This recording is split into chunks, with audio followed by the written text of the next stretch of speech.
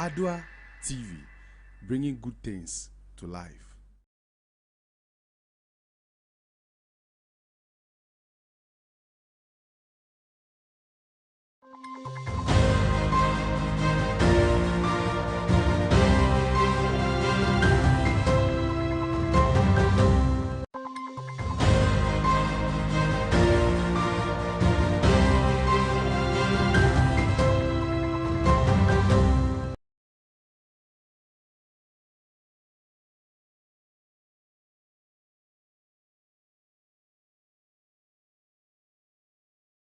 It's 30 minutes past 6. Hello there, good morning and welcome. This is AM News on Adult Television. My name is Nanya McCullis. In our top stories this morning, we'll take you to Parliament, where the debate for the 2022 budget has completed on Friday, November 28, 2021. Also, we'll bring you some stories from the educational front and some community stories. Also, we'll give you some updates on business news and sports as well. Please stay with me.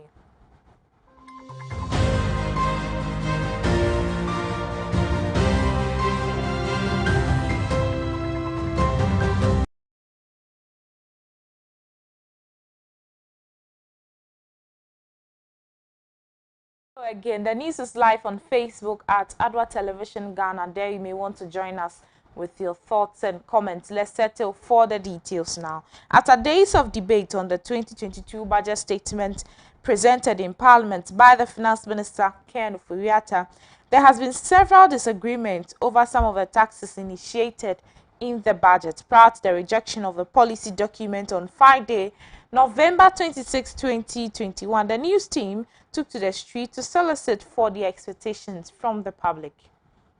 Akosia Owusuwa is a trader at the Mokola market. According to her, the taxes initiated in the budget are too much, laying much emphasis on the electronic transactions levy.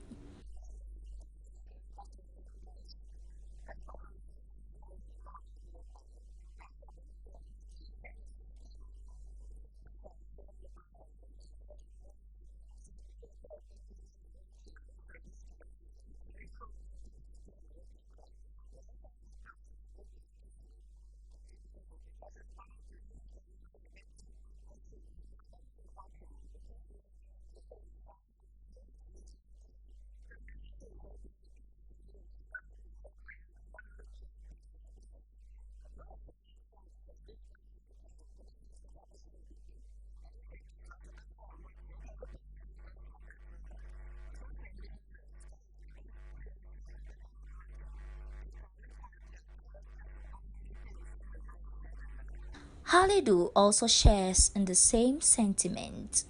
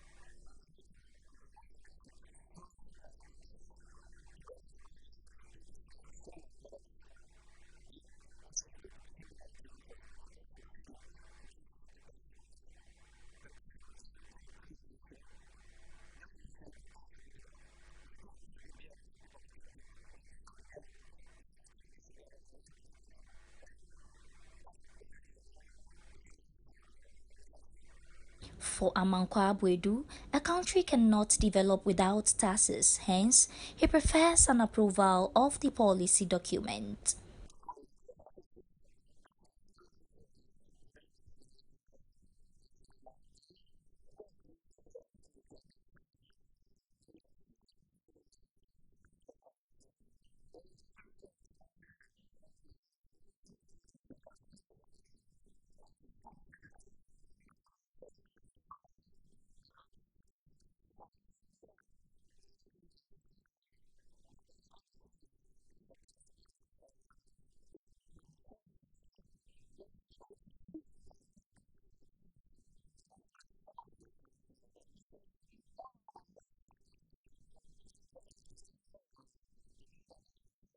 Meanwhile, in as much as Nanayawa, another trader at Mokola, believes taxes are good, he is of the opinion that the proposed 1.75% is too much.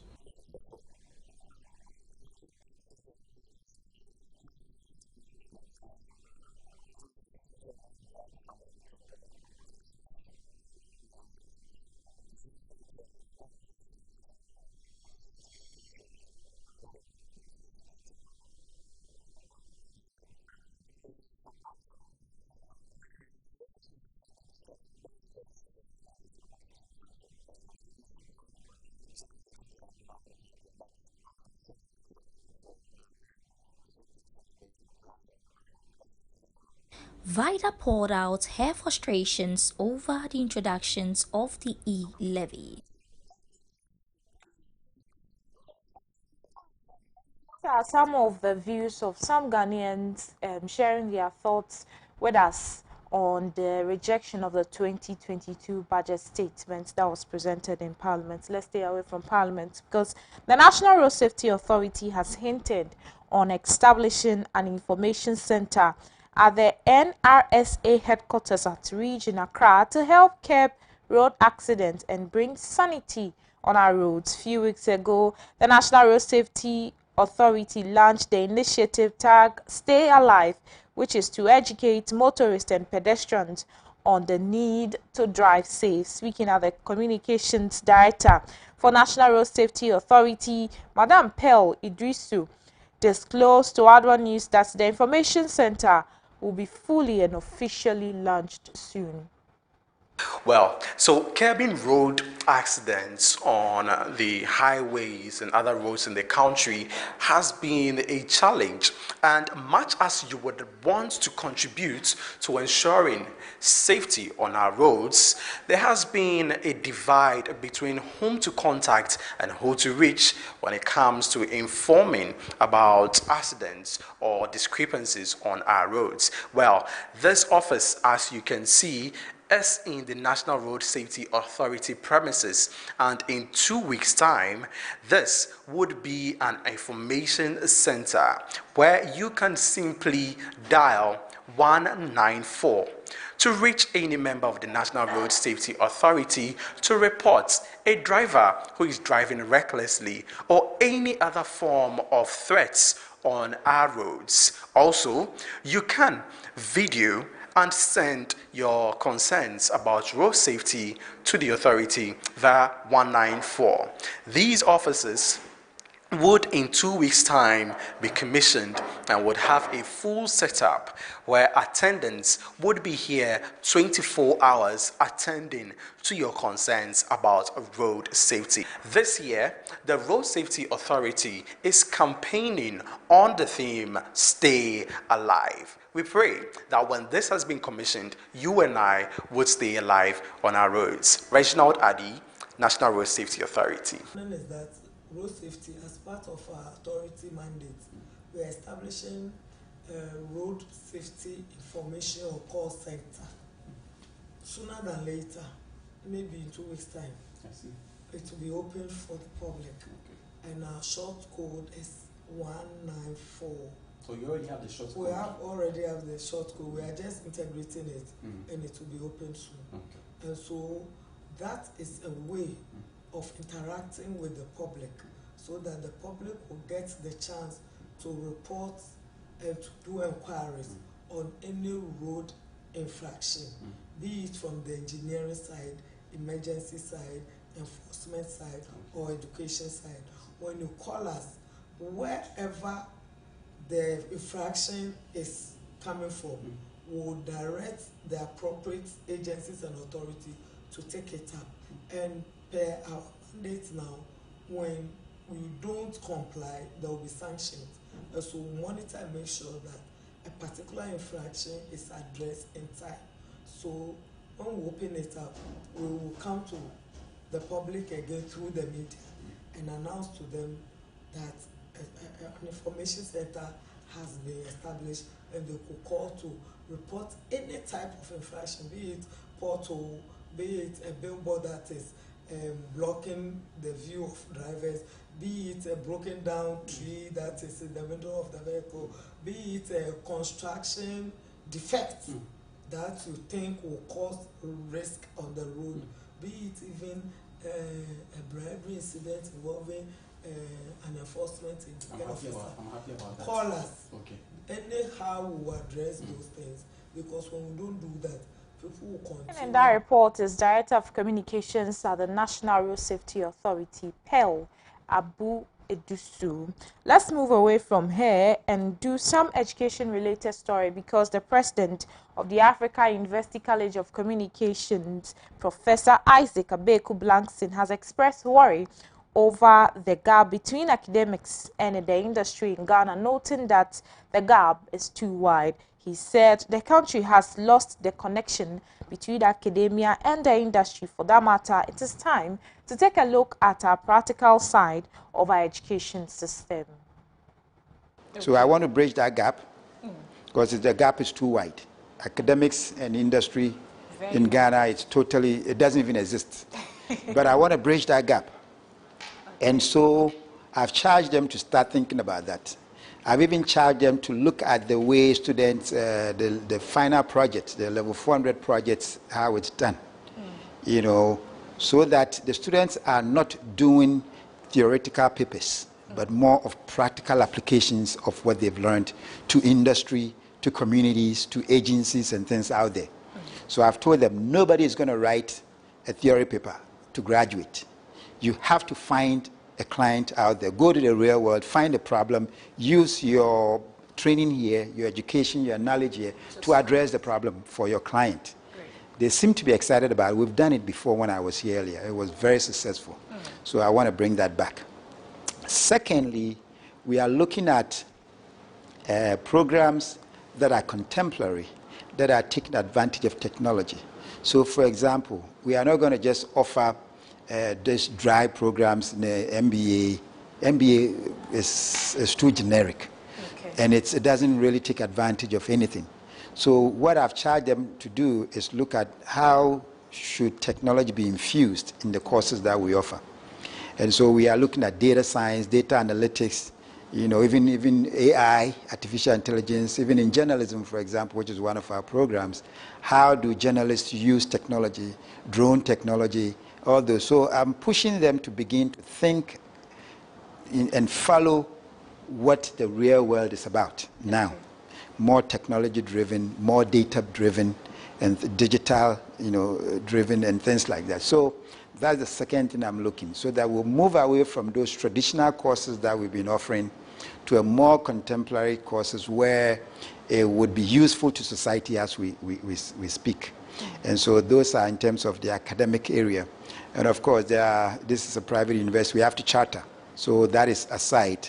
And of course, we have to also look at building networks. So networking is very important, especially with our alumni. That report is the president for the Africa University College of Communications, Professor Isaac Abeku-Blankson. Let's still stay on the education front, because the phrase schools under tree is a political term usually used during election years. Politicians from both sides of the coin come up with never-ending promises to make this phenomenon a thing of the past in their various constituencies. However, people of Nairobi Primary School in the West Gonja district of the Savannah region have consistently had a deal with the steadying under trees, and those who happen to have roofs over their heads actually wish they did not have a classroom block and tackling bomb as well. Salifu Adam Jabon from the Savannah region comes through with the following report.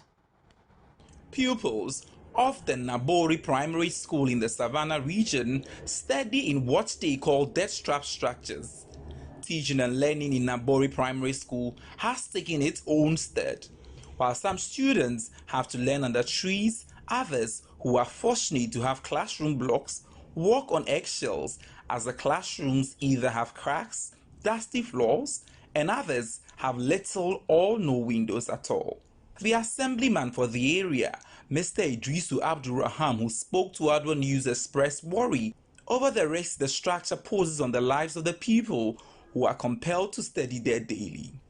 According to him, All efforts to have the block replaced or fixed by duty bearers and the authorities have all proven futile. I cannot say I'm not aware of it for some time now. All efforts have been made to the duty bearers and authorities to support the community with a well-structured school all failed. I strongly believe that West Gonja, the entire nation, has people who are interested in investing in education. We have NGOs and other philanthropists that are out there who are into children empowerment and all those things. I strongly believe that with the effort of the media, bringing this structure, the attention to the public out there, I am 100% sure that the duty bearers and other people will come to support the community. Again, he said whenever it rains, authorities of the school are forced to close the school or move their pupils from the buildings over fears of it collapsing. It gives fear and panic to teachers and students. How can you, a teacher, be in this kind of structure and you have the peace of mind to teach the students? When it is raining, they have to move the students out. When the weather starts to blow wind, they have to send the students out. So it's so serious. Teaching and learning is not something that is ongoing here because the students themselves cannot concentrate because of the environment. He therefore appealed to NGOs, institutions, philanthropists, among others, to come to the aid of the school as efforts to reach government is yet to yield any fruits. I want to use this opportunity, most especially the media, to appeal to the general public, well-meaning Ghanaians, people who are interested in the lives of our young children, people who are interested in investing in education. They should please come to the aid of Nabori community to get us a school to support the community. If not, in the near future, we'll be counting deaths and other calamities, which will not be good for West Gonja Municipal. Just join us, you're watching AM News on Adoatv Television with me, Nanyema Collison. Let's do some latest in the world of business.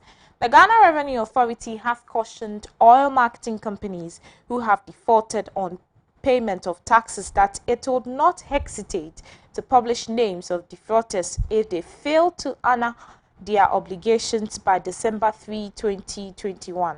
In a notice served on the defaulters through its Twitter handle, the authority said in addition to the publications of names and defaulters of oil marketing companies will face prosecution, seal-off of their business premises as well as seize their accounts. The Ghana Revenue Authority wishes to inform managers of oil marketing companies who have defaulted on payment of taxes that the authority will publish the name of the defrauding oil marketing companies and their managers if satisfactory arrangements are not made to settle the outstanding tax liabilities by Friday, December 3, 2021, unquote. In addition to the publications of the list of defrauders, the authority would continue enforcement actions such as seizing the accounts and sealing off the business premises, among other enforcement tools available, as well as prosecution.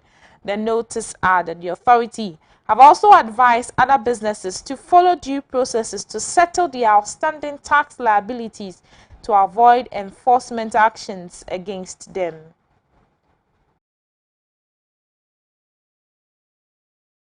News, the National Petroleum Authority has assured that prices of petroleum products will reduce in the next pricing window. NPA says they have monitored the international market and it is obvious that prices are likely to come down, and this would affect prices in Ghana. Prices of fuel keep rising in Ghana until gasoline reduces its fuel by 5 pesos. Currently, a liter of petrol and diesel are overhauling between 6 Ghana cedis 85 pesos per liter for gold and 6 Ghana cedis 99 pesos for others, depending on which oil marketing companies one is buying from. The National Petroleum Authority has assured that prices of petroleum products will be reduced in the next pricing window. NPA says they have monitored the international market and it is obvious that the prices are likely to come down, and this would also affect prices in Ghana. Head of pricing at the National Petroleum Authority, Abbas Ibrahim Fasunti, has assured some price reduction in fuel prices in the next pricing window, which is December 2021. According to him, Ghanaians would enjoy some cushioning after months of upward adjustment of fuel prices due to the increasing rate of petroleum products on the international market. The next pricing window is expected to begin in the first week of December 2021 this year.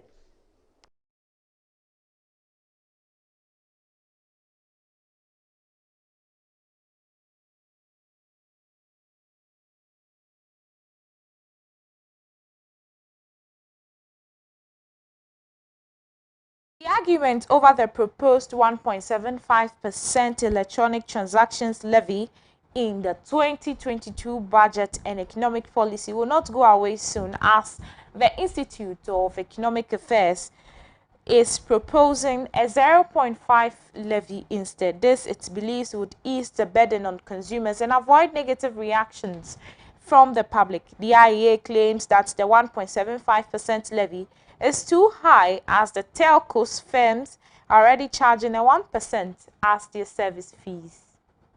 The argument over the proposed 1.75% electronic transaction levy in the 2022 budget and economic policy will not go away soon, as the Institute of Economic Affairs is proposing a 0.5% for the levy.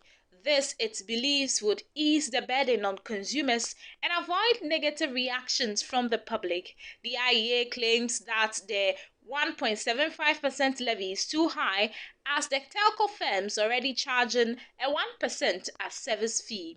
He said, and I quote, "Whereas we think that the e-levy represents an innovative idea to scale up revenue mobilization, we have some reservations." This is according to the Director of Research of the Institute of Economic Affairs, Dr. John Kwache.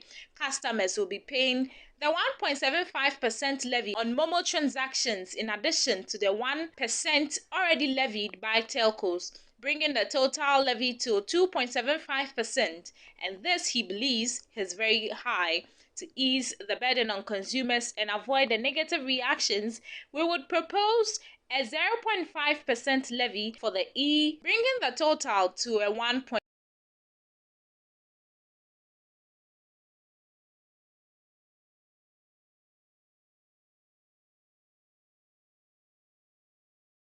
You can get more business news on www.adwanewsonline.com/business. Let's do the latest in the world of sport. Liverpool manager has refused to apologize for calling AFCON a little tournament, and instead his comments were taken out of context after he was embroiled in an exchange with an angry reporter, on Wednesday night.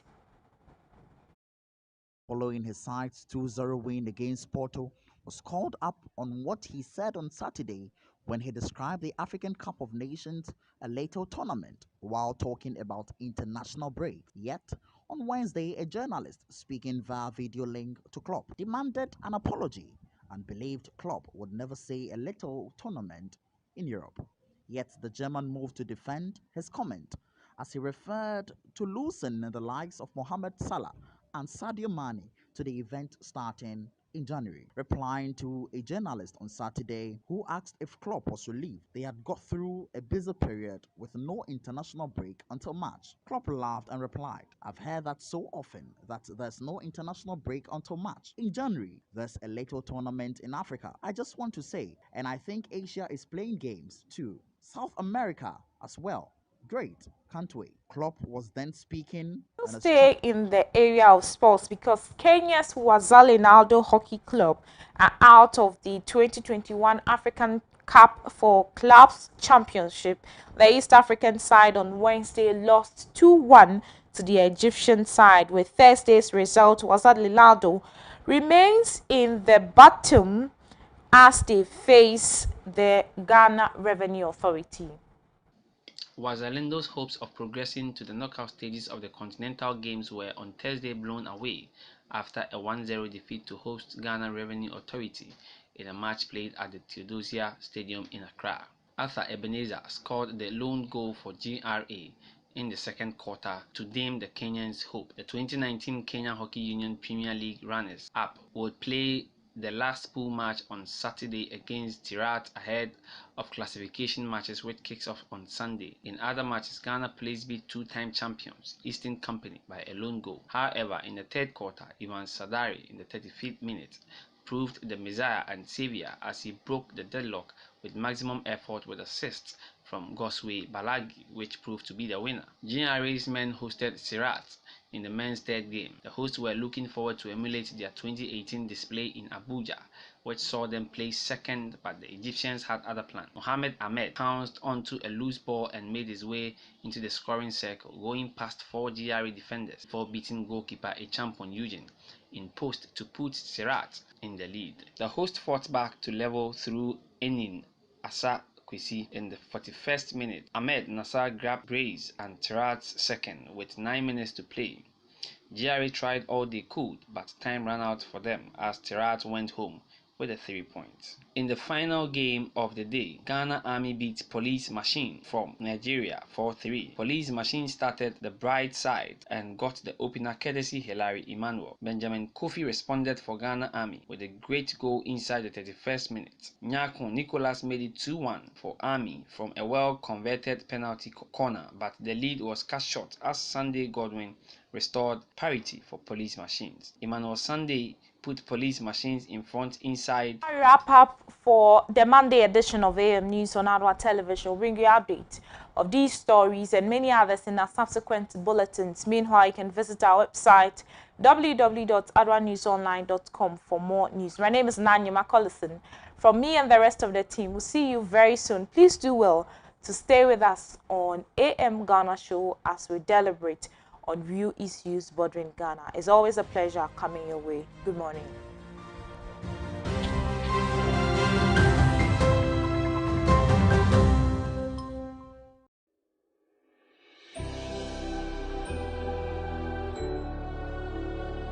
Welcome aboard the safest airline in Africa. With industry-leading safety measures to protect your well-being. The first in Africa to earn a diamond standard of safety. Offering a more contactless, safe, and seamless experience. Delivered with a smile by Africa's first fully vaccinated crew. Creating special memories that bring the joy back to flying so you can continue making memories with your loved ones. Book your flight with RwandAir today. RwandAir, the safest airline in Africa. RwandAir, fly the dream of Africa. CB makeup now. I'm not correct. Why your best mankasa? That's it. Who anyone?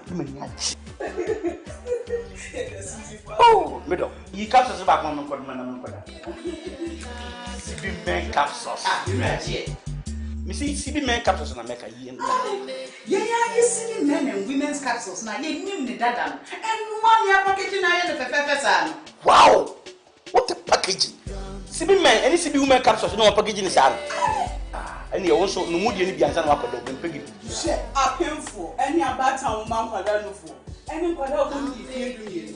En ka ho. Susanna. Ghana man be man tamase. Dodo Afre 0247 111671 and 0246 578 750.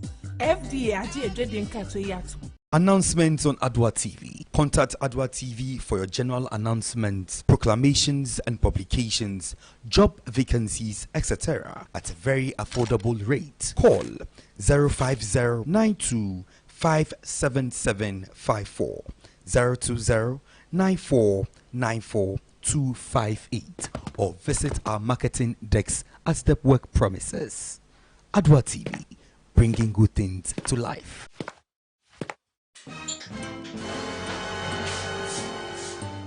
water. But when I get your map, and then so I'm order. The rag you are fire. Malaria and tea. But you are yet more bono. What you have to keep it. Malaria, therefore, yow. Enti awo, I shouldn't the customers. When you say, Mammy, I smart. Upper CB Malakio, a man buy or the eco school. Share, say a Janisi berry market any malaria and tea. I want to mean. And now, Emma will be around to walk.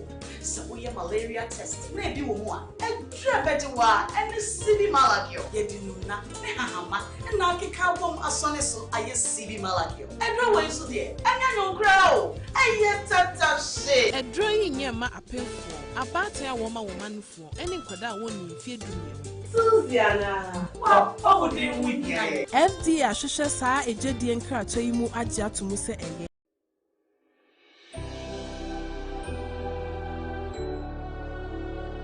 Welcome aboard the safest airline in Africa. With industry-leading safety measures to protect your well-being. The first in Africa to earn a diamond standard of safety. Offering a more contactless, safe, and seamless experience. Delivered with a smile by Africa's first fully vaccinated crew. Creating special memories that bring the joy back to flying, so you can continue making memories with your loved ones. Book your flight with Rwandair today. Rwandair, the safest airline in Africa. Rwandair, fly the dream of Africa.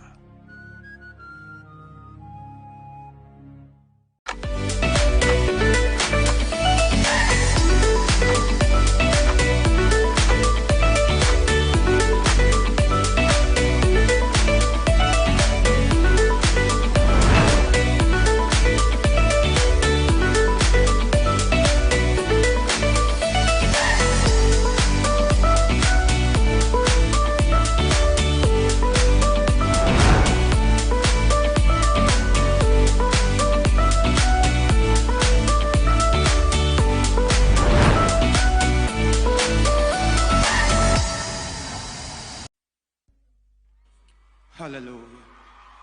You are worthy of our praise, worthy of our worship. You are worthy, Jesus.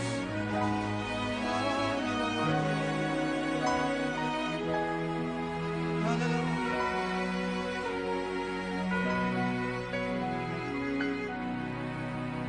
Hallelujah. Me wa fa wodi. Hallelujah, me wa fa wodi. Oh grandma, oh dini, moja to. Me wa fa wodi.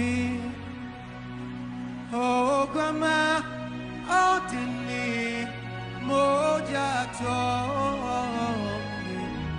Me will find who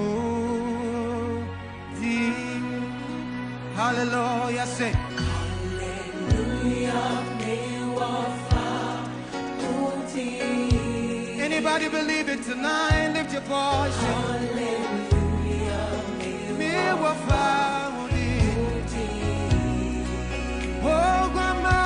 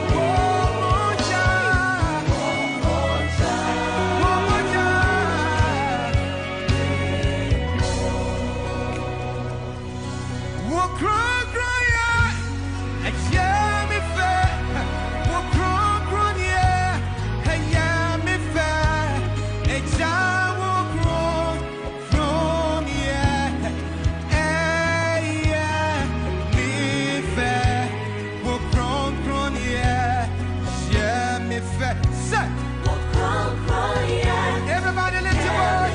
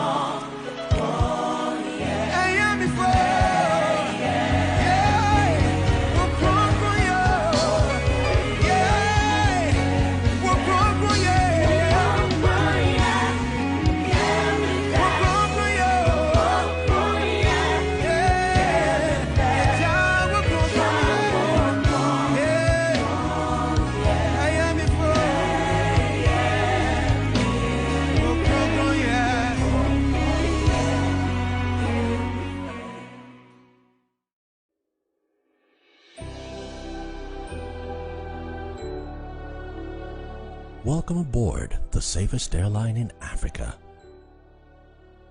With industry-leading safety measures to protect your well-being. The first in Africa to earn a diamond standard of safety. Offering a more contactless, safe, and seamless experience. Delivered with a smile by Africa's first fully vaccinated crew. Creating special memories that bring the joy back to flying, so you can continue making memories with your loved ones. Book your flight with RwandAir today. RwandAir, the safest airline in Africa. RwandAir, fly the dream of Africa. CB makeups now. I'm not correct. Why your best mankasa? That's it. Who anymore? Oh, middle. You captures back on CB men capsules. Missy CB men capsules and America. Yeah, you see men and women's capsules now. You knew the dada. And one year packaging I had a wow! What a packaging! CB men, any CB women capsules, no packaging is out. And you also no mood any bianza no akodo pegi. Share painful any about town man kwada no for. Any kwada won di fie du ye. Enka ho. Susanna. Ghana man man tamase. Dodo Afre 0247 111671 and 0246 578 750. FDA aje edwedin kato yato. Announcements on Adoatv. Contact Adoatv for your general announcements, proclamations and publications, job vacancies, etc. at a very affordable rate. Call 050-92-57754, 020-9494-258, or visit our marketing desk at Stepwork premises. Adoatv, bringing good things to life.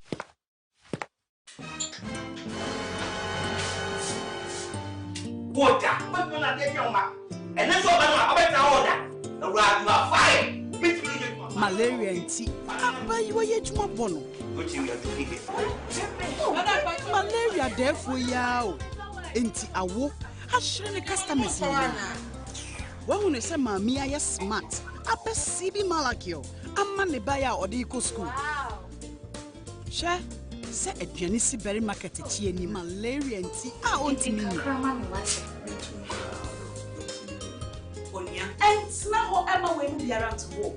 So we have malaria test. Maybe one. And Sure better wa and Sibi Malakio. Yedinuna, Nehama, and Naki Kabum Asoneso, I yes Sibi Malakio. And no way so dear, and I don't grow. I yet tata shit. A drawing near my appeal for about a woman for any quada won't feed you. Susiana, what would you win? FD Ashusha sa a jedi and crat to you adia to Musa and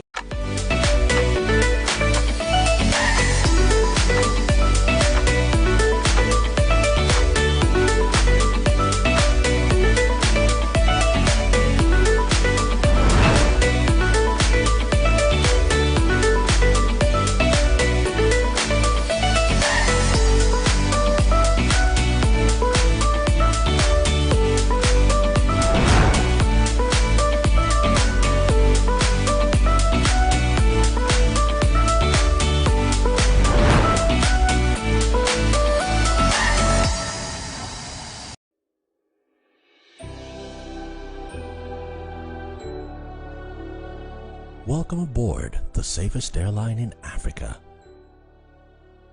With industry-leading safety measures to protect your well-being. The first in Africa to earn a diamond standard of safety. Offering a more contactless, safe, and seamless experience. Delivered with a smile by Africa's first fully vaccinated crew. Creating special memories that bring the joy back to flying, so you can continue making memories with your loved ones. Book your flight with RwandAir today. RwandAir, the safest airline in Africa. RwandAir, fly the dream of Africa.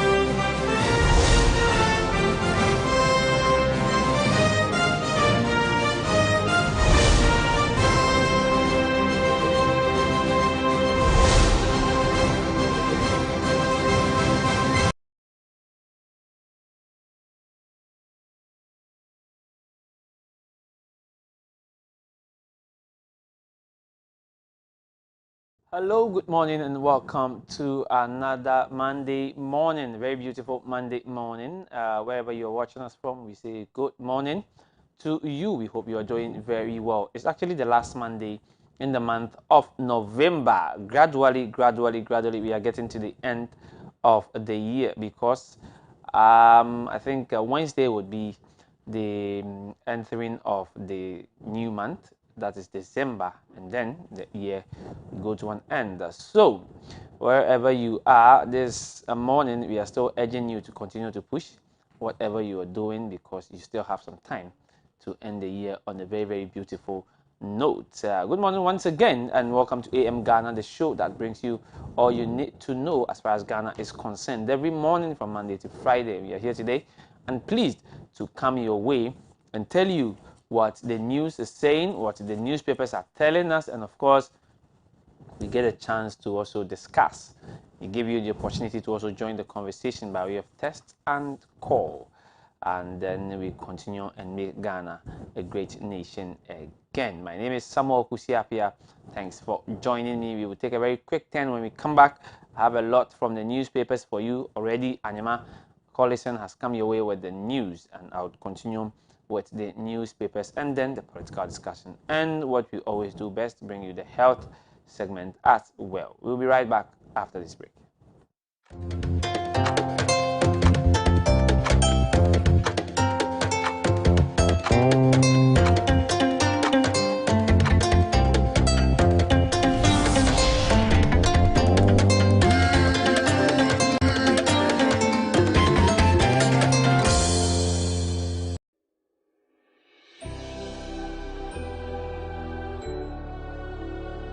Welcome aboard the safest airline in Africa. With industry-leading safety measures to protect your well-being. The first in Africa to earn a diamond standard of safety. Offering a more contactless, safe, and seamless experience. Delivered with a smile by Africa's first fully vaccinated crew. Creating special memories that bring the joy back to flying, so you can continue making memories with your loved ones. Book your flight with RwandAir today. RwandAir, the safest airline in Africa. RwandAir, fly the dream of Africa.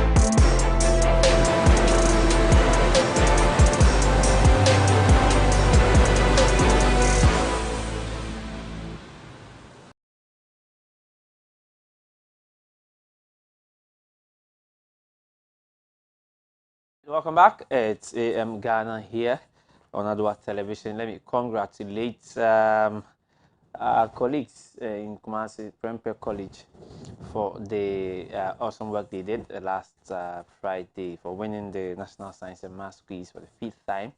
And of course, congratulations to Presec as well, and congratulations to Ketasco, the school from the Volta region. I mean, they did quite well by getting into the finals, but it is always said that you and old man will fight, but your skin, there's only opinion back. So experience is experience, and I'm sure they will come back stronger next year. It was very exciting. I'm looking at the euphoria, how people were following it, and all that. So congratulations to all these guys who participated in the National Science and Maths quiz. Better luck to you, all of you, next time.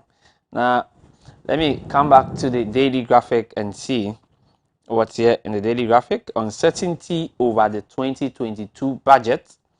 Heated debate expected tomorrow, of course. Everybody expects a heated debate tomorrow. December declared COVID-19 vaccination month.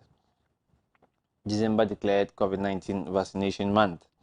And we would improve standards of personnel. Prisons Director General pledges. We will improve standards of personnel. Director General for Prisons pledges. Well, scrap medical report fees for domestic violence victims. WellDAF Ghana urges government. And President commissions 13 million cocoa processing plants. President commissions 13 million cocoa processing plants is also here in the daily graphic. Of course, you know Mondays are hefty days for the daily graphic. A lot of stories here, and we are going to do all to capture as many as we can for you. 60,000 girls trained in cyber security. And it says, leave pregnant BEC candidates alone. Who is worrying them? Leave pregnant BEC candidates alone. Okay. CPP calls for economic dialogue and rally behind government to get budget approved. Dr. Awao urges Ghanaians. Well, we will see how that will pan out tomorrow. Agona West MC pledges equality. Agona West MC pledges quality leadership for development, and only 10% students study TVET. Dr. Chea Samoa is the Director General of the CTVET. And yesterday I saw something from Africa Education Watch urging parents to also encourage their kids to choose the vocational courses. Yeah. Well, on keeping Ghana clean, Abobo Yaban not had engagement with Minister Tricycle Association provides opportunity for innovative solutions. ESPA is also speaking or talking to the minister, and let's see. The 5th Ghana Energy Award honors some 29 individuals, and the pictures are here in the middle spread of the daily graphic. And the president, okay, so president commissions 13 million cocoa processing plant and fire service to get 2 hydraulic platforms. Fire service to get 2 hydraulic platforms. In education, 20 students receive support from ASA Savings. UPSA to commence masters in pensions management. Masters in pensions management. Okay. More COVID-19 vaccine doses arrive. US agrees latest to offer support. More COVID-19 vaccine doses arrive. Kindly go to the nearest clinic, hospital, or vaccination center and get vaccinated. Yeah. More COVID-19 doses arrive. Policeman who groped lady in car arrested. Yes. And new Insolvency Act will grow businesses. President Akufo-Addo is speaking. New Insolvency Act will grow businesses. Dr. Baumia touts Joabin Hines' legacy, and 225 female entrepreneurs graduate from mentoring program. 225 entrepreneurs graduate from mentoring program. Okay, in sports, Vice President to grace MTN Swag Awards, and Accra host urban cycling on Sunday. Olympics unhappy over Awako's move, but Haas insists it's a done deal. Okay, and Haas beats JS Saura 2 goals to 0. Haas beats JS Saura 2 goals to 0. Elsewhere, Karela hold Kumasi Asante Kotoko. And that's it for the daily graphic. Kindly grab a copy and enjoy yourself. What's next? I have the Ghanaian Times, most authoritative newspaper. Dr. Awal promises to build 400,000 US dollars ultra modern ICT center for Ghana School. That is Dr. Ibrahim Mohammed Awal. Nungwa stool elders pile pressure for return of land at Spinters Road. And Ghana Health Service outlines measures to check COVID-19 upsurge in December. The big story here is 2022 state budget statement. Rejected or not? Rejected or not rejected? Majority minority tango over decision in Parliament. 386 suspected criminals nabbed in 5 regions. 386 suspected criminals nabbed in 5 regions, and 5 arrested in connection with Boko disturbances. A policeman interdicted for alleged sexual harassment of woman in car. Okay. Now, Isaac Kofi Ejiri, elevated Director General of Ghana Prison Services. Isaac Kofi Ejiri is the new Director General of Ghana Prison Services. Central Regions PURC resolves 1,092 complaints. And the Energy Minister inaugurates reconstituted EMOP. Faith-based organizations must establish factories, businesses to create jobs for youth. Nana Dankwawoso the first. Faith-based organizations must establish factories, businesses to create jobs for the youth. Amend Constitution to prohibit President from dismissing public officials without consulting Public Services Commission. Appeal Court Judge. The budget statement issues is still here. Okay, whether it's rejected or not. AMA designates pavement for Christmas trading posts, and the National Identification Authority operates over 300 centers nationwide for applicants to acquire Ghana card. The Pharmaceutical Society of Ghana has called for a downward review of the proposed electronic transactions levy. Okay, so Pharmaceutical Society of Ghana calls for downward review of the e-levy. Stop labor unrest, Transport Minister to the Ghana Airport Company Limited Board. Stop labor unrest. And elsewhere, Ghana EU strengthen bilateral relations. Ghana urged to adapt Hungary's technology for food sufficiency.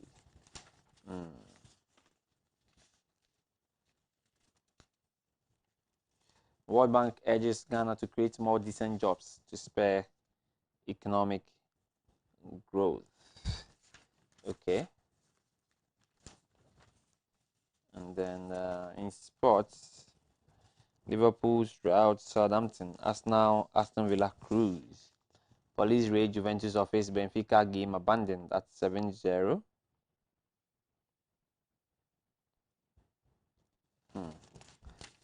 And CAF confirms support for biennial FIFA World Cup, Africa Super League.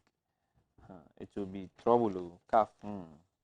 Football Kenya president rearrested, and COVID-19 disrupts cricket in Zimbabwe, South Africa. Dr. Baumia to grace 46 MTN Swag Awards, and Alex Corti calls for improved officiating. Elsewhere, Hasselhoff team JS Saura in Confederations Cup. Mohammed powers Ijana Stars over Legon Cities, and the Wafa holds Olympics. Wafa holds Olympics.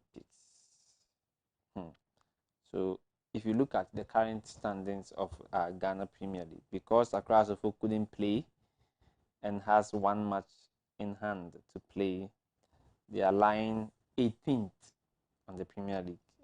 That is bottom of the league. Hopefully, if they win their next Premier League game, they jump to somewhere 11th or so. Okay, that's it for the Ghanaian Times. Now, who is next? As a friend will say, the new Crusading Guide. Majority cuts bargain to size, edges disregard for showmanship's budget rejection. Akufo-Addo commissions 13 million US dollars cocoa processing plant in Tema. And Zoom Lion top executives earned it at the Women's Choice Awards Africa 2021. E-levy is most innovative tax in budget 2022.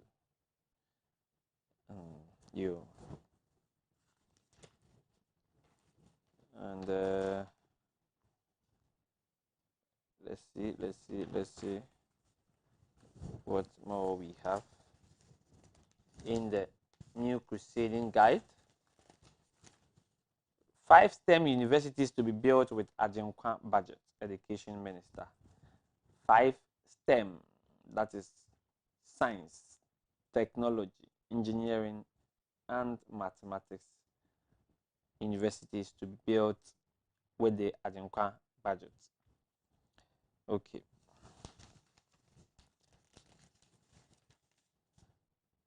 How John Bodu before Parliament if you find his comment contemptuous. Nyakon said tells Kwame Abuja.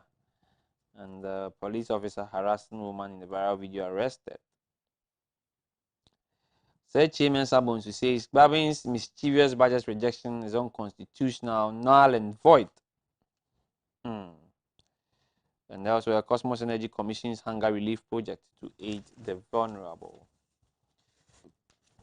Let me quickly move to sports. Aston Villa still have room for improvement. Steven Gerrard is talking. Liverpool trust Southampton to move up to second in the Premier League. And Palmeiras beats Brazilians Flamengo 2-1 in extra time.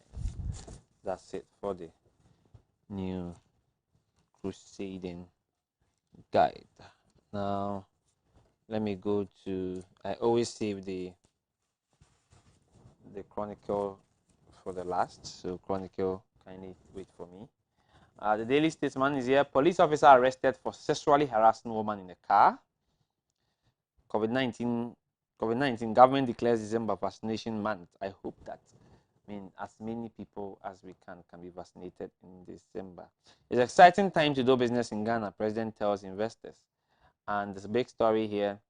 Bagman stands accused. Majority MP says ruling on 2022 budget is illegal. You would come your way with that to find out whether it's illegal or not. We try to speak to some experts on the job. What does the law say? In fact, what is the rules in Parliament for them to explain better to us? Okay, so I have read these. Post-COVID-19, Akufo-Addo solicits GIPC support for recovery efforts.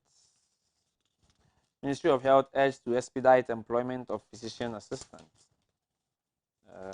The budget statement is still here. And in sports, Rangers hold off Livingston's fight back to stay clear at top.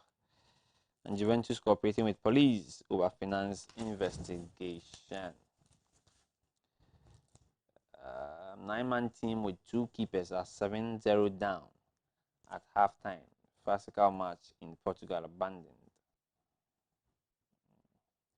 Alright, so that's it for the Daily Statesman. Daily Statesman is done. Daily Guide.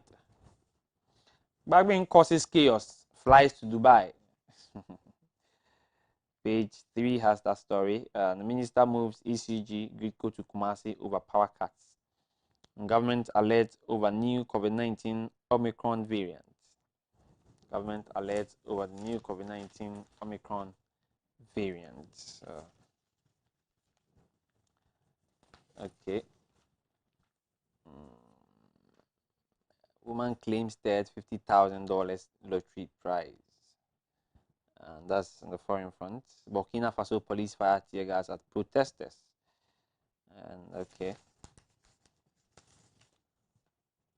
Now, Upper East records 65 defilement cases in 2020. And Rempe College wins 5th NSMQ Trophy, National Science and Maths Quiz Trophy. Over 300 criminals arrested in military swoop in the northern region. Oh, that's good. And Greece donates COVID-19 vaccines to Ghana. In entertainment, Rocky Dauni reacts to Stonebwoy's Grammy nomination. And Shatawale never liked me. Rapper Strongman says he does not see himself working with controversial dancehall artist Shatawale anytime soon because they don't get along. He says Shatawale has never had anything good to say about him. Shatta doesn't like me and I also don't like him. So we are not cool. On many occasions, I haven't seen or heard him say anything good about me. It hasn't happened. According to him, his camp and that of Shatawale are aware of the situation, hence it's not a big deal. Alright. Boat services arrive in Sunyani. Students hail 2022 budgets and Access Bank partners German business. 1 million jobs for youth next year, Pius Hajide explained. And NPRA board inaugurated. Okay. Cops who rejected bribe denied promotion. Videos are emerging about how 7 police officers were penciled for promotion after declining the 250 bribe from some arrested armed robbers in Kumasi, Alaba. In 2015, have been denied their promotion by the police administration. Okay. And December in Ghana, participants to undergo COVID-19 tests. Chiname Kwame launches Family Fun Tour 2022. And R2B's collaboration with Wizkid, Stonebwoy on new album. In sports, Baumia for Swag Gala and has stamp JS Saura. Police raid Juventus offices. And the GPL scores at glance. That's it for the daily graphic.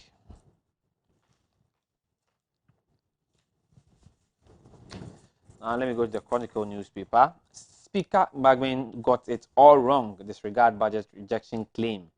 Majority speaking here. Operation Kudogu, 279 Ghanaians and 107 foreigners arrested in northern region. Ghana Health Service to scale up vaccination in December. Police cameras capture errant drivers to face prosecution soon.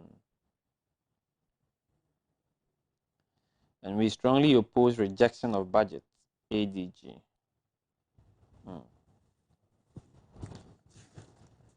Let's move into the side pages.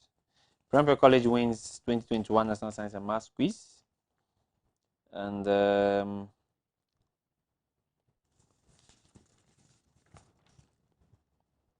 Agufo-Addo commissions $13 million, $13 million US, Cargill's cocoa processing plant expansion. Okay. Now, inefficiencies at seaports and high freight rates must be tackled now. We strongly oppose rejection of the budget. The Alliance of Drivers Ghana.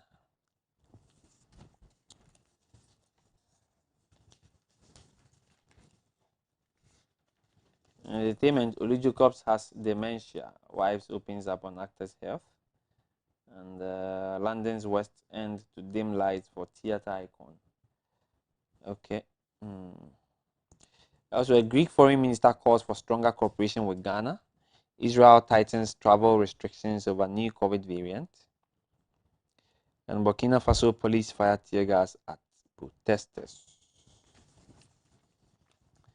Stop demanding payment of supplied fertilizers, cocoa farmers. And the Ashanti Regional Minister's official residence and that of President in shambles.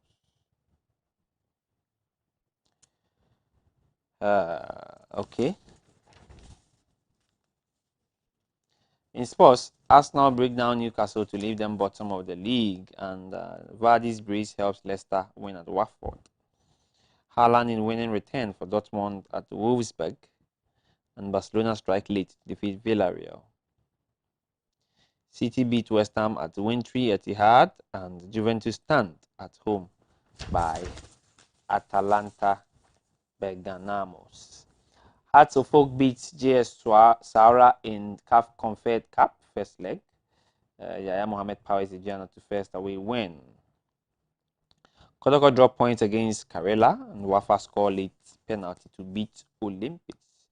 Bibiani Gold Stars team Accra Lions. Okay, so let me read the quotation here. It says, Proverbs chapter 12, verse 19. Truthful words stand the test of time, but lies are soon exposed. Truthful words stand the test of time, but lies are still exposed. That's it for the Chronicle newspaper, and that's it for the newspaper headlines segment. I'll be back with more on AM Ghana. Stay with us.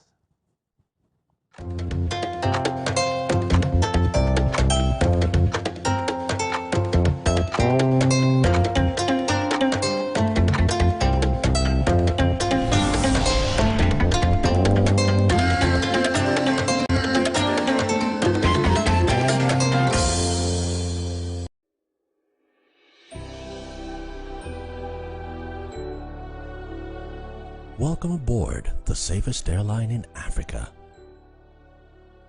With industry-leading safety measures to protect your well-being. The first in Africa to earn a diamond standard of safety.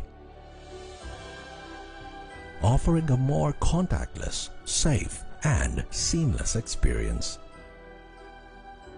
Delivered with a smile by Africa's first fully vaccinated crew. Creating special memories that bring the joy back to flying, so you can continue making memories with your loved ones. Book your flight with RwandAir today. RwandAir, the safest airline in Africa. RwandAir, fly the dream of Africa. CB women capsules now. I'm correct. What's your best mankasa? That's it. Who anyone? Oh, middle. You capsules back on CB men capsules. Me see CB men capsules na make a year. Yeah, you see men and women's capsules now. You name the dada. And one year packaging I the pepper. Wow! What a packaging! CB men, any CB women capsules no packaging is on. And you also no mood any biansan wako do pegi. Share a painful any about town man kwada no for. Any kwada won di fie du ye. En ka ho. Susanna. Ghana man be man tamase. Dodo Afre 0247 111671 and 0246 578 750. FDA aje edwedin kato yato. Announcements on Adoatv. Contact Adoatv for your general announcements, proclamations and publications, job vacancies, etc. at a very affordable rate. Call 05092 57754 020 9494 or visit our marketing desk at the work premises. Adoatv, bringing good things to life.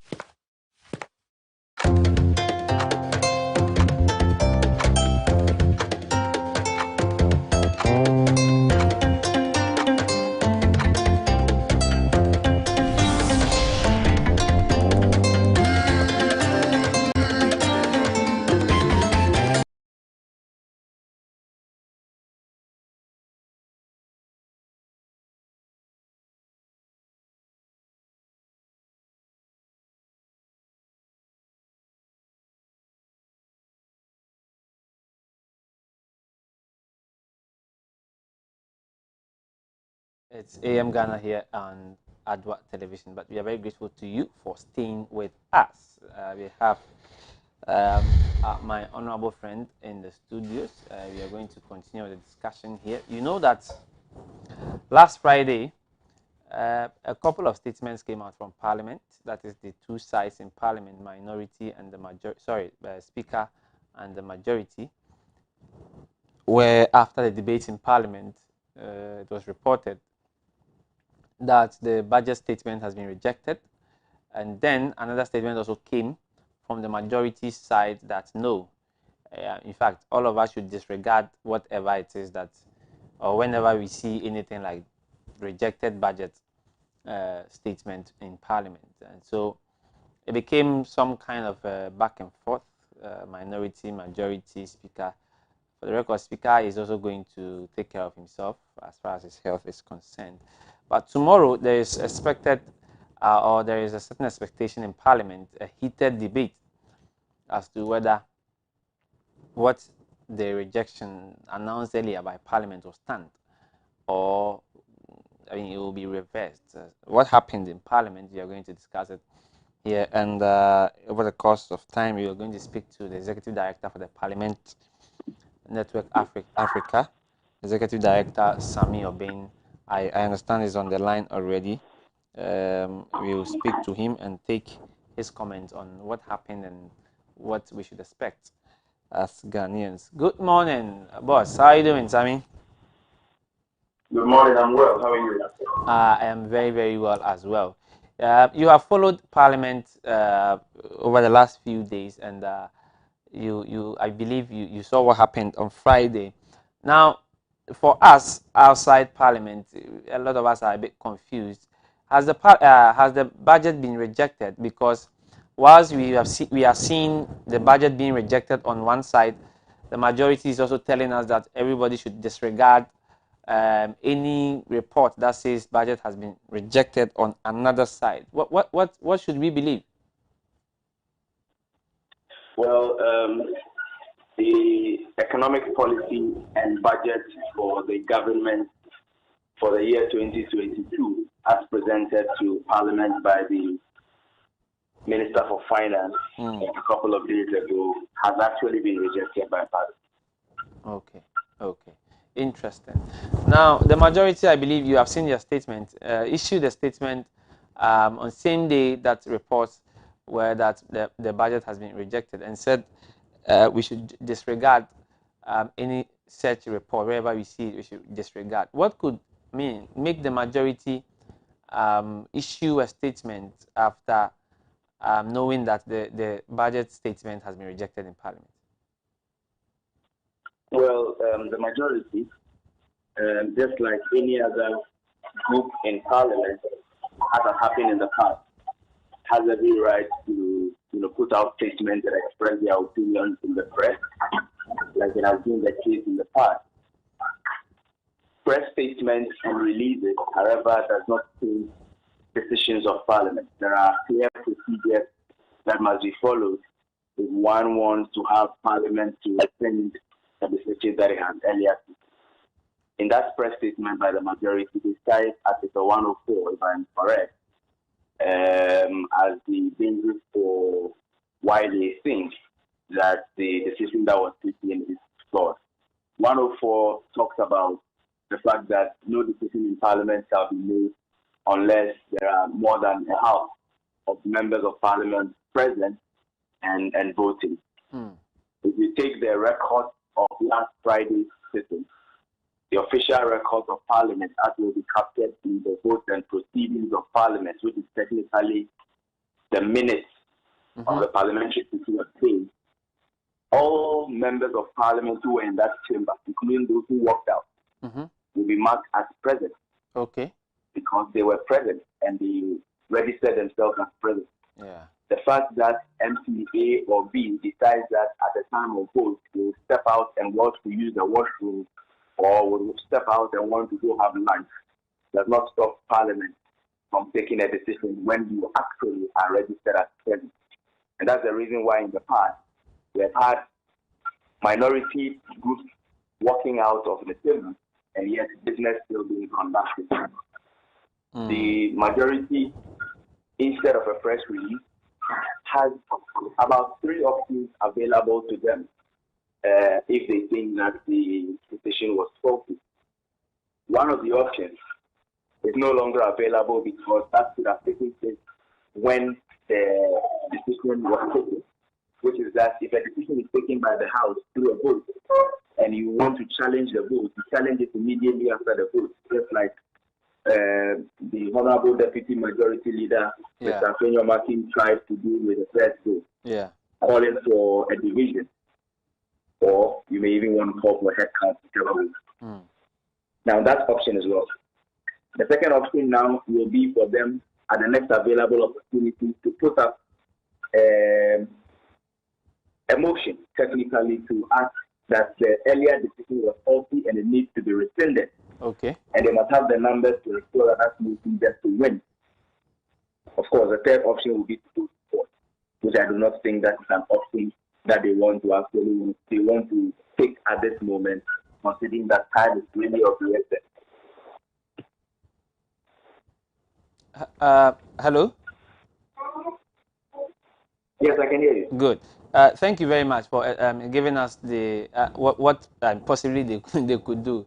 So, as far as these options are concerned, the first option is lost, and the other two, we would have to wait to see whether they would explore these options. But one will also ask, how does this affect government's business? I mean, this budget would need to be approved before government can go on ahead with its business. Now, technically, it is rejected by Parliament, and until we don't even know whether the majority would, come back with challenging it or anything. But how does this affect government's business?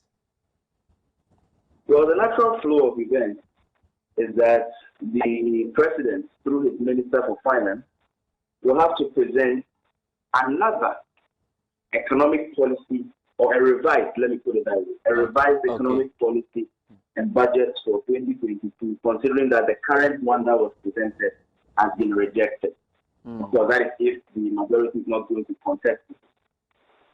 Now, they would have to now go through the process again. The new one has to be debated a number of days, a decision taken on it. The estimate that comes with it will have to go to the various committees to be vetted and approved. Then appropriation bill passed before the 31st of December 2021. Else, beyond 31st December 2021, government cannot print, no salaries can be paid, no expenditure can be made from the consolidated fund if the process does not come to a conclusion by the close of the year. Wow, this is quite interesting. Have we had anything like this happening in Parliament before? Not in Ghana, but in many other countries. Well, of course, in Ghana, we can say that in the Third Republic Parliament, there was an instance where the government of the day had its budget, thrown out. In fact, political historians say that this is the reason why the Fourth Republican Constitution ensured that majority of ministers will come from Parliament, so that the government of the day will not have to face such embarrassment. But in December of 2020, when Ghana voted, we voted a very interesting Parliament, which has ensured a thing like this. But remember that in the United States of America, last year or the year before, there were such similar standoffs. The budget for the government 2 years ago, could not be passed after the timeline.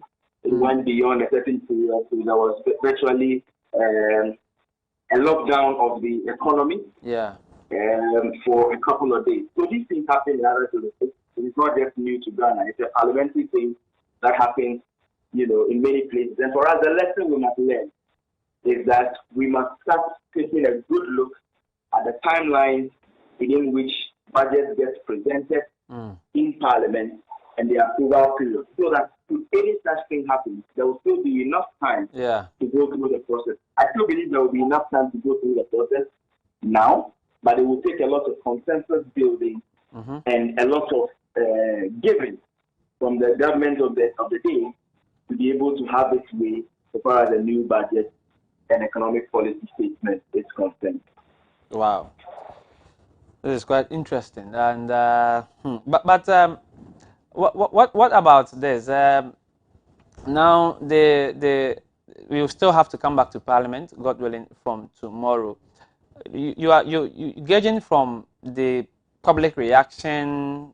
I mean, over the weekend, you hear majority speaking, minority speaking. I do not know, but if you can, what do you expect tomorrow in Parliament? Of course, we know it's going to be a very heated day in Parliament, but I mean, from your experience in Parliament, what do you think may be happening in the House? That is, if you can give us a little on that.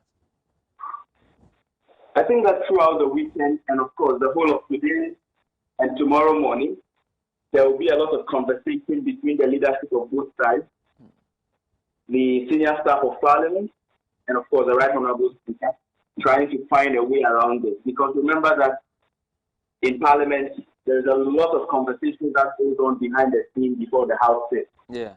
In fact, every morning, the leadership of the House meets with the Right Honourable Speaker in the lobby to agree on certain things before they get into the chamber. Although sometimes when they both sides see the cameras, they go against the things that they have agreed to anyway. They are politicians. What else do you expect? Now, I expect these conversations to go on. I expect that the government itself has been very busy over the weekend trying to find ways around the issues that were clearly articulated by the minority as the reasons why they will not accept the budget. I expect that the majority caucus would be revising their strategy on how to approach Tuesday. I expect that they will come to the House and want to challenge the decision that was taken last Friday, and will have to use the rules as pertains to the House to do that challenge. And I expect that Peter Bagin will be on his very high as far as parliamentary practice and procedures are concerned. And I think that the things that happened on Friday could have been avoided. And later today, I'm intending to publish my opinion piece on 5 reasons why I think the majority got it all wrong on what the approach they took on Friday. And I expect that they will have it right this time around when Tuesday comes. The speaker is not around, it's not available at the moment. Deputy Speaker would have to sit in, but does he have all the powers to navigate these times until the Speaker returns? Oh, yes, he does.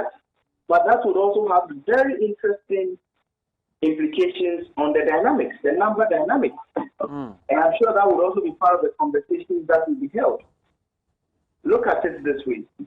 Should the majority call for a vote for the rescinding of the decision of last Friday? And should the first deputy speaker be the one in the chair? And I remember that on December 7th and prior to December 7th, January 7th. January 7th, yeah. And prior to January 7th, I made these arguments on how the number dynamics can play out. Yeah. So should the speaker not be around?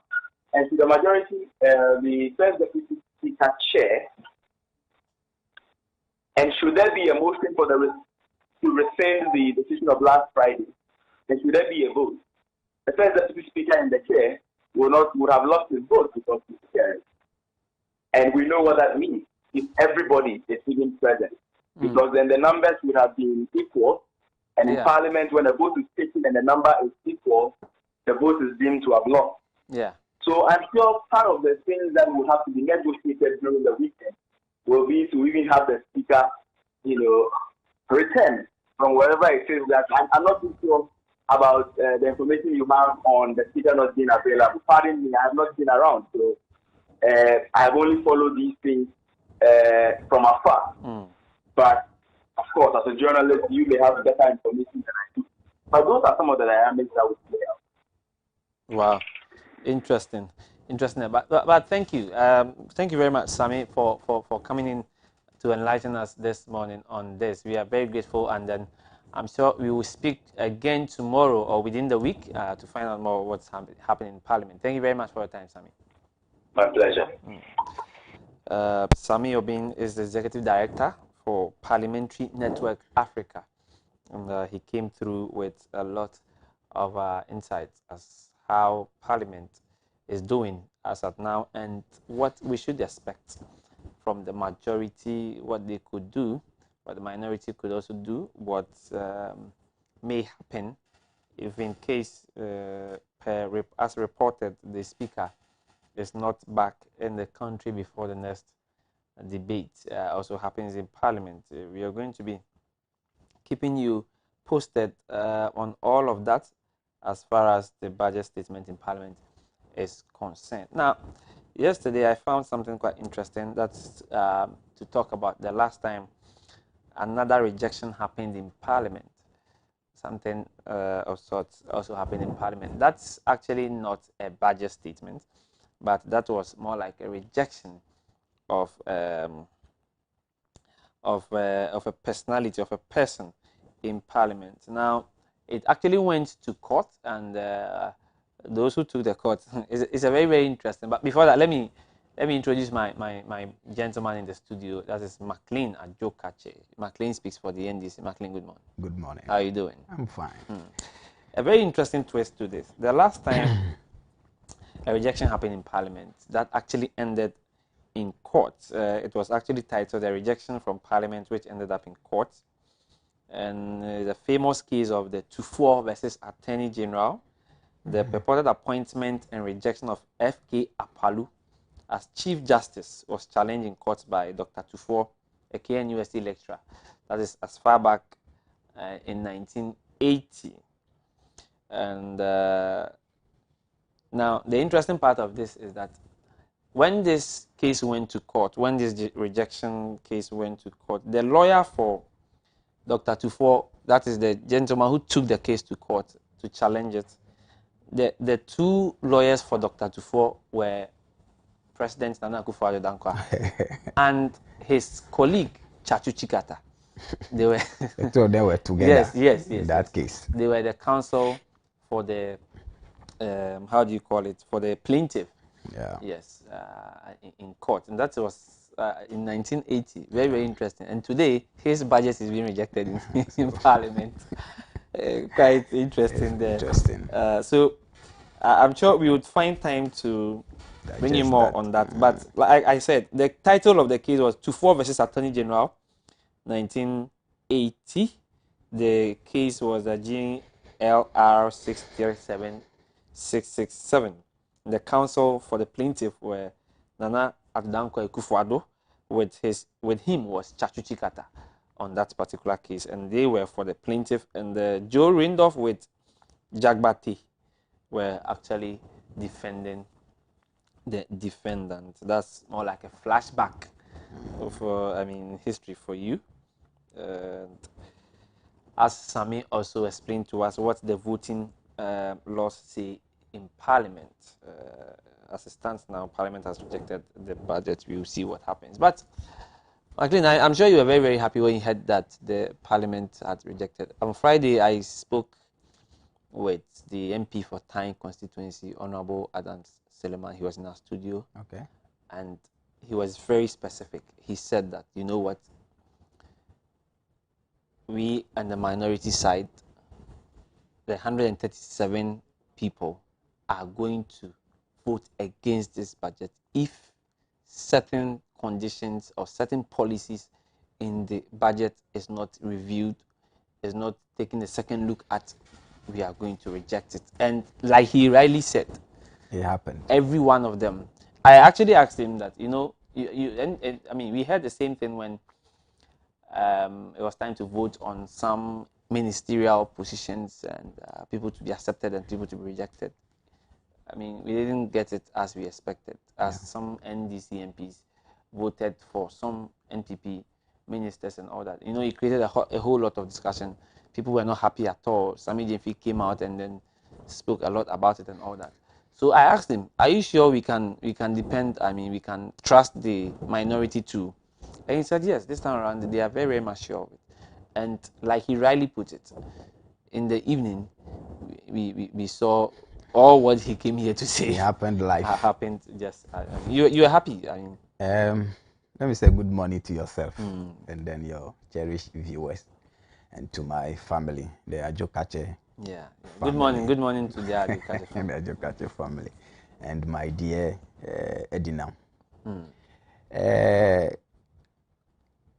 Macklin is not the only person that is happy. Okay. Ghanaians are happy. Ghanaians are happy because the majority have decided to stand with the suffering majority of Ghanaians in this country. So if you ask me whether I am happy or not, yes, I am happy because the minority in Parliament has fulfilled our desires of relieving us from this hardship that the 2022 budget would come to add to the already suffering that we are going through. Parliament as an entity, their main objective is to have an oversight and serve as a watchdog. That is the reason why we elected members of Parliament.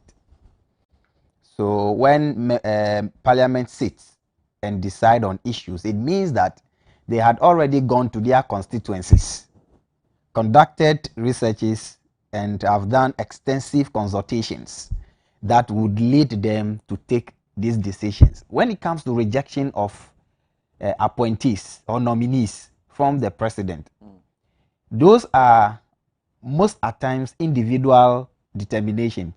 Maybe there is a member of Parliament there that has probably a problem with the nominee.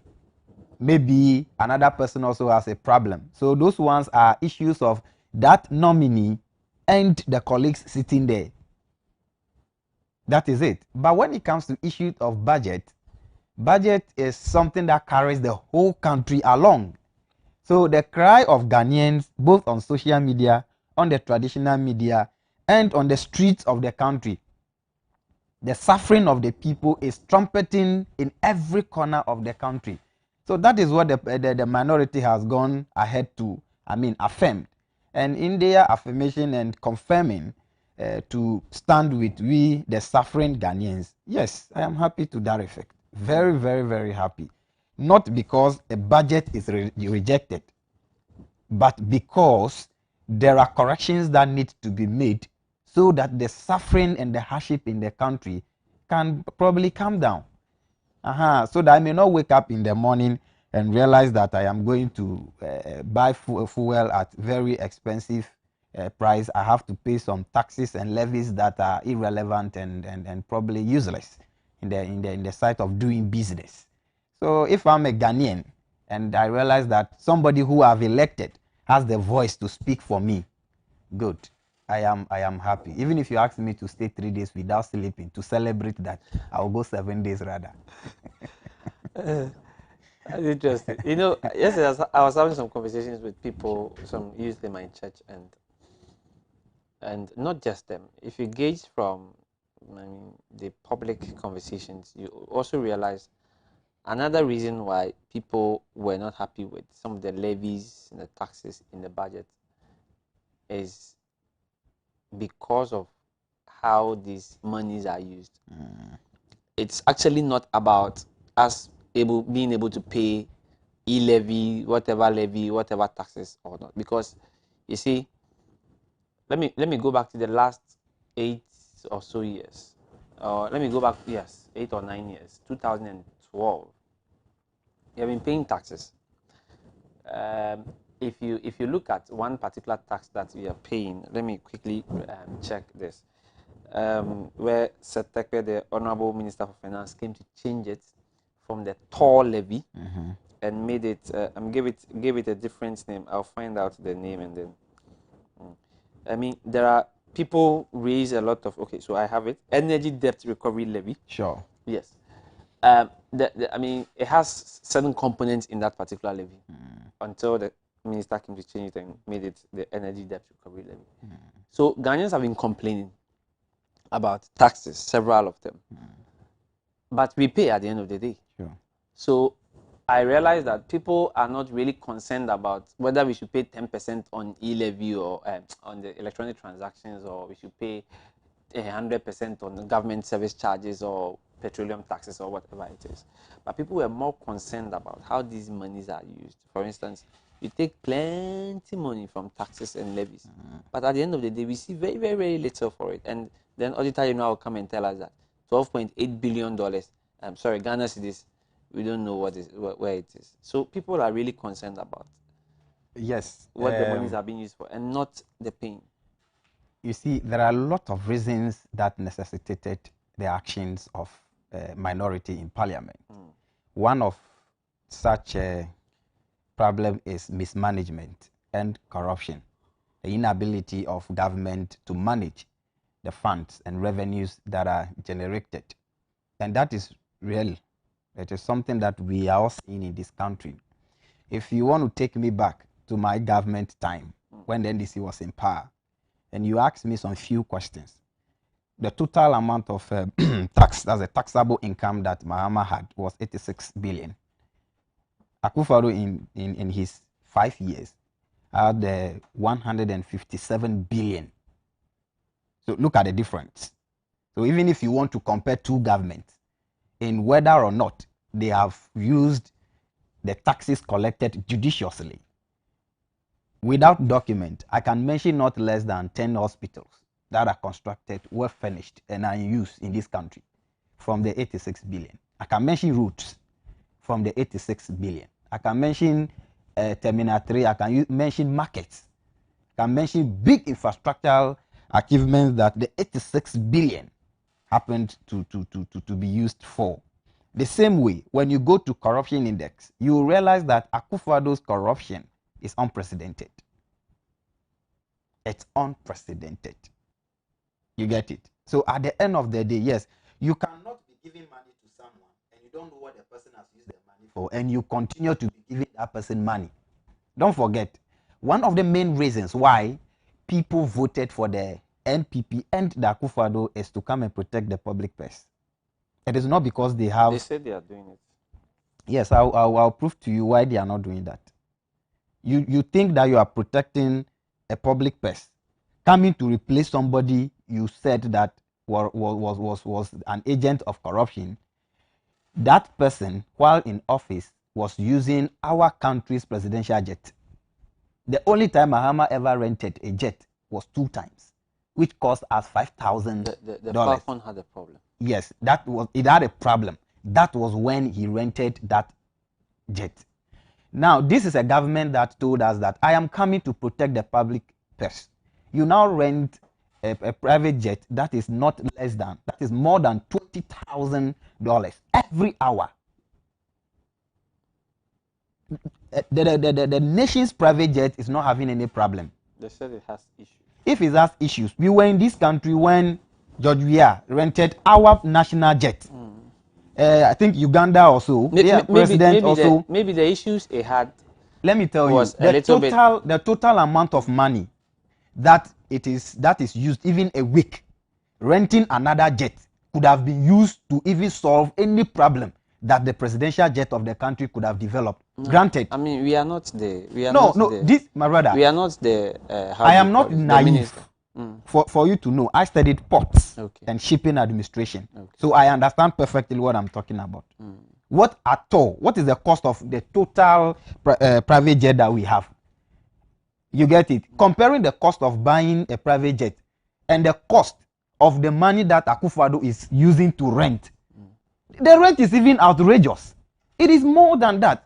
So even if you are looking at how much we can buy. I mean, you mean to say that even if the Falcon has a problem, that is a mechanical or whatever electrical problem it is, the cost of renting a different jet could be used to service it. That's what. That is one. Granted that we even want to buy a new jet, it will be less expensive. Putting together the rent that Akufo-Addo is using, if he has to continue to the end of his term. Is that not something that we should all be? Are you sure? The jet is quite expensive. If you calculate every hour, how much? $20,000 every hour. Is it $20,000? I learned it is close. 11,000. Depending on the time you are going onto the market, and it will not be less than $16,000. That is what you should know. The initial that was reported was 11,000. Yes. 13,000. Then it came to 11,000. Then it jumped to 16 and getting close to.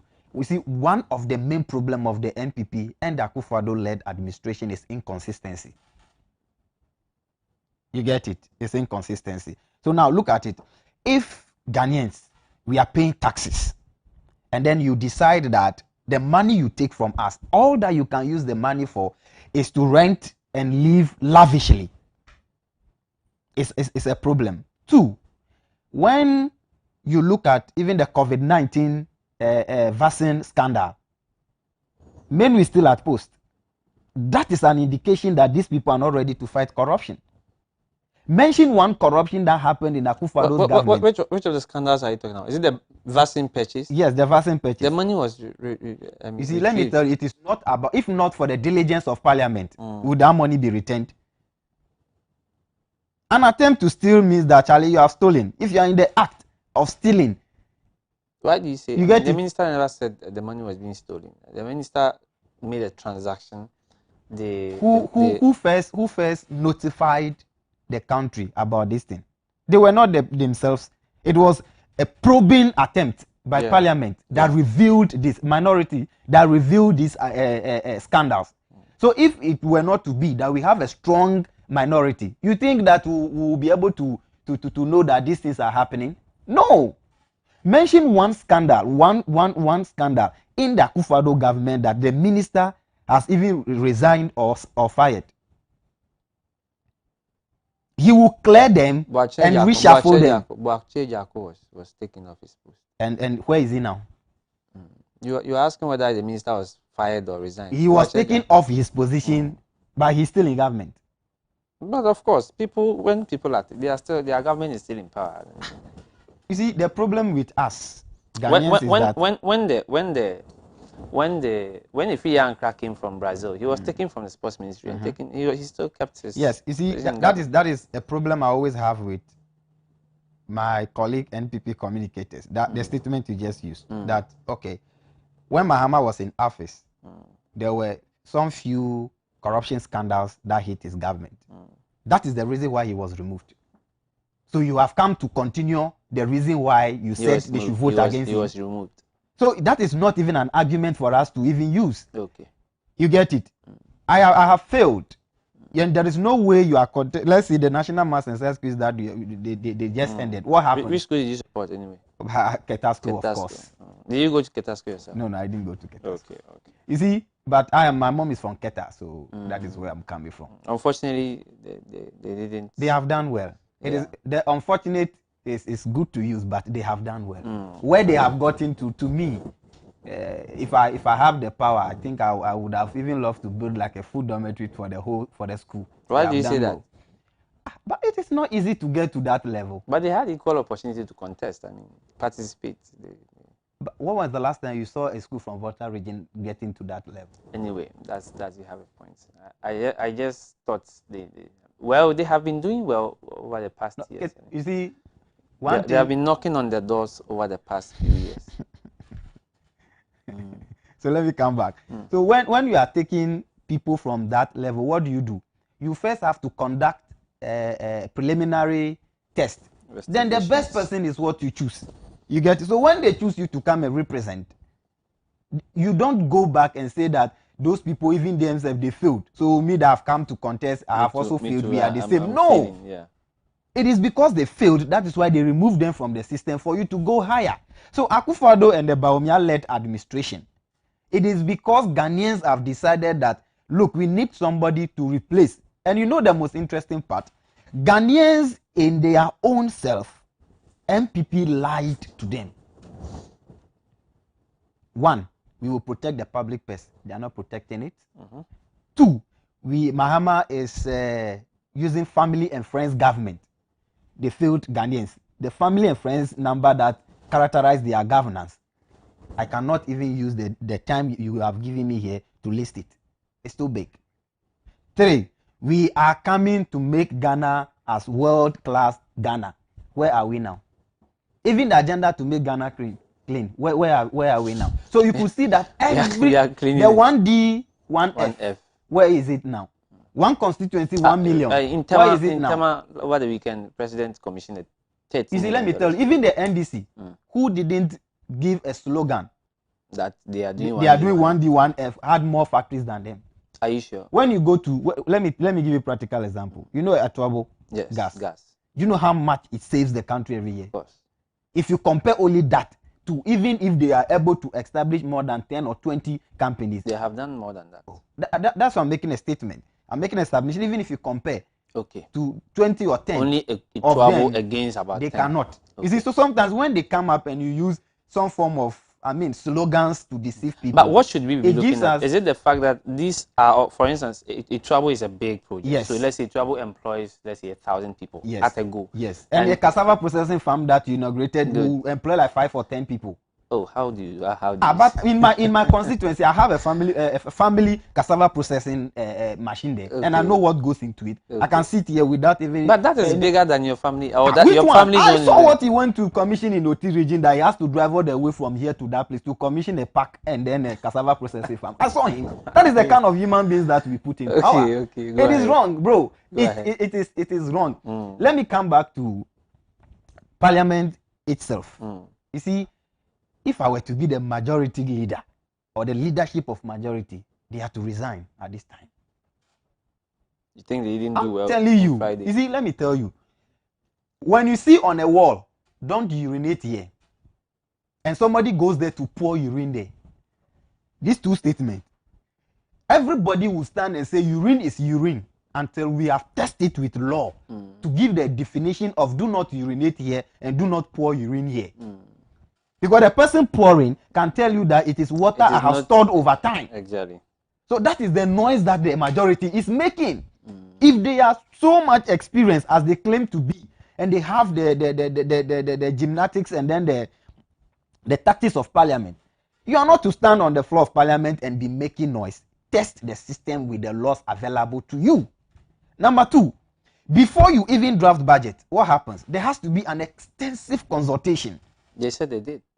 Let me prove them wrong. Frankly Kujo, Imani Africa. He said they contacted He them. said they contacted them, but then a week or two. Yeah. And that is the shortest period any government had ever contacted those people for an input. 2 weeks. That is referring to this specific one. There have been budgets. There have been budgets but the other budgets that passed, they have not been rejected. Were they rejected? So it means there was a good work done there. Yeah. But because of the shabby work that they have done with this particular budget, is what is leading to, it's a clear indication that even Bawumia, who is the head of the economic management team of the country, was not part of the planning and drafting of the budget. Why? Because he was on a radio station saying that we cannot tax Momo. The next 3 or 4 days, a budget comes out and we are taxing Ghanaians. That should tell you that he is not part of the people who have drafted that. Probably the de facto prime minister of the country is the one that might have chaired that committee. That's not a fact anyway. And that's probably okay. The de facto prime minister of. So the finance minister, he himself should be resigning by now. And Akufo-Addo himself, by this time he's sleeping in our private jet. I mean the jet that he has used our taxes to rent, just around, traveling all around the country. Your house is burning. And we don't know where the president is. So majority. Why do you say the president is in Ghana? You see, let me tell you, Akufo-Addo and his government.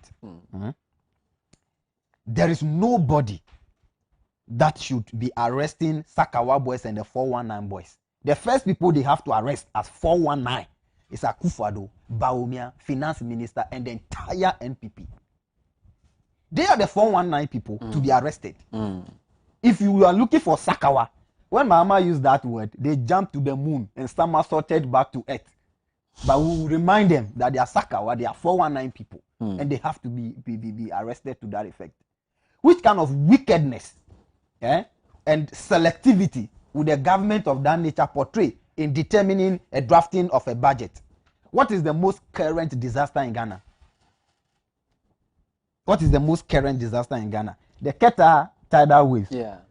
A whole budget that you drafted. They didn't capture it. Just because you assume and presume, and it's of public knowledge, that people of Qatar vote for the NDC. The people of Kumasi, do they vote for Mahama the way Qatar people vote for us? No. But at the end of the day, we even built KJTR market, the most expensive, most modern market in the whole of West Africa. We built it for Kumasi. That is not our powerhouse. That is not our vote bank. But we built that for them. They are Ghanaians. Yes, so Qatar people are not Ghanaians. That is why you exclude them from the budget. Is that what you seek to tell me? Things are being done for them. What has been done? Nadmo went in. When Nadmo goes there and submitted not more than 7 mattresses, you are telling me that they have done something. I listened to the Nadmo over 4,000 people. I listened to the Nadmo coordinator speak on several platforms. And then he said they gave 2,003 million mattresses. He didn't say, oh, come on. I mean, what is 7 mattresses? A lot of people are affected. How could they go there? What is the number of mattresses, the food items and things that... Are you aware that we've been there ourselves? And people are still suffering? People are sleeping in churches. People are perching with others.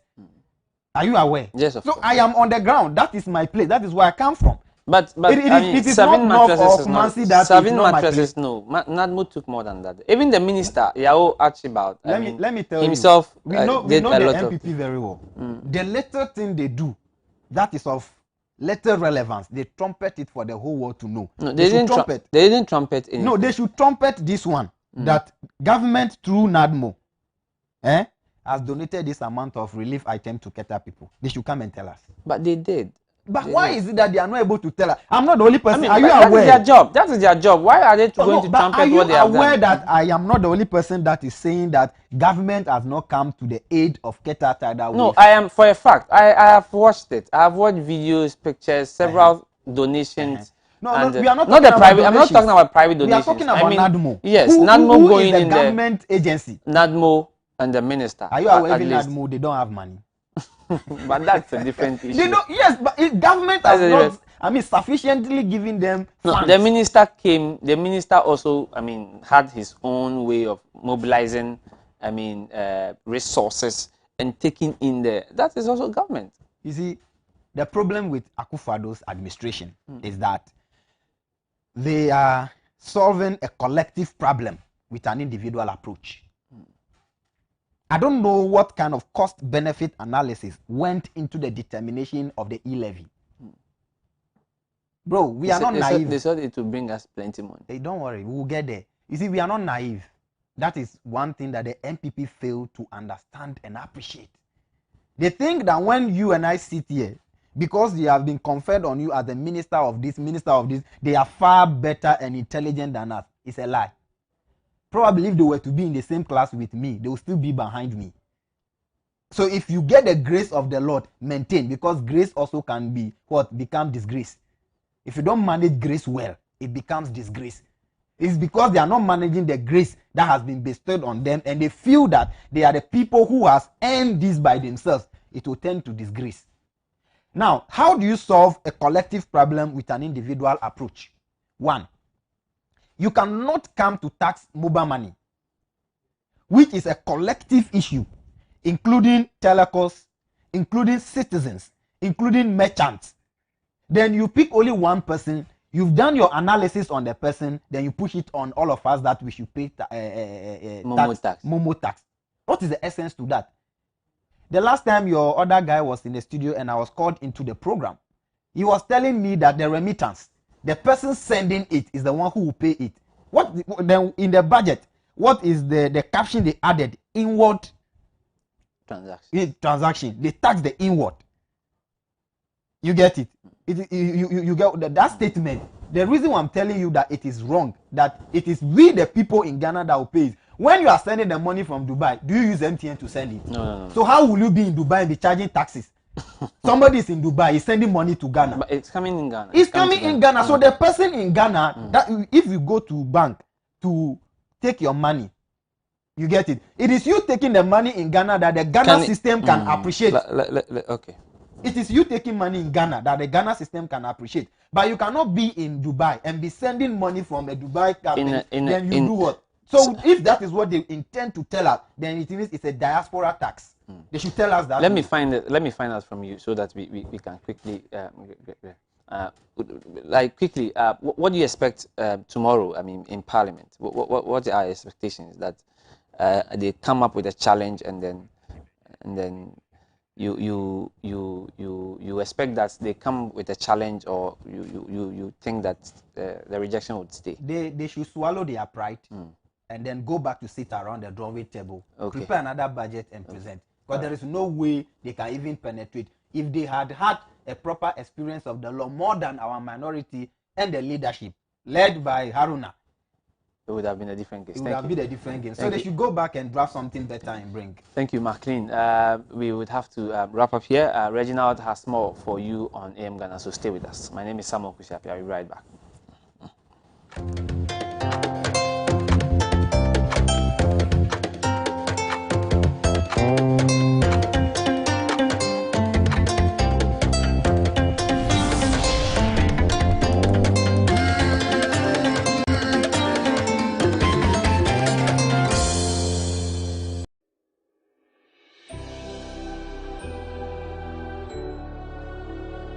Welcome aboard the safest airline in Africa. With industry-leading safety measures to protect your well-being. The first in Africa to earn a diamond standard of safety. Offering a more contactless, safe, and seamless experience. Delivered with a smile by Africa's first fully vaccinated crew. Creating special memories that bring the joy back to flying, so you can continue making memories with your loved ones. Book your flight with RwandAir today. RwandAir, the safest airline in Africa. RwandAir, fly the dream of Africa. CB will make up now. I'm not correct. Why your best mankasa? That's it. Oh, middle. He comes us back on CB man capsules. Ah, you see, CB man capsules and I make a year. Yeah, you see men and women's capsules now. You knew the dada. And one year packaging I am the Wow! What a packaging! CB men, any CB women capsules, no packaging is out. And you also no mood any biansan wako do pegi. Share a painful any about town man kwadano for. Any kwadano go di fie do and come home. Susanna, Ghana man man tamasi. Dodo Afre 0247 111671 and 0246 578 750. FDA aji edwedin kato yato.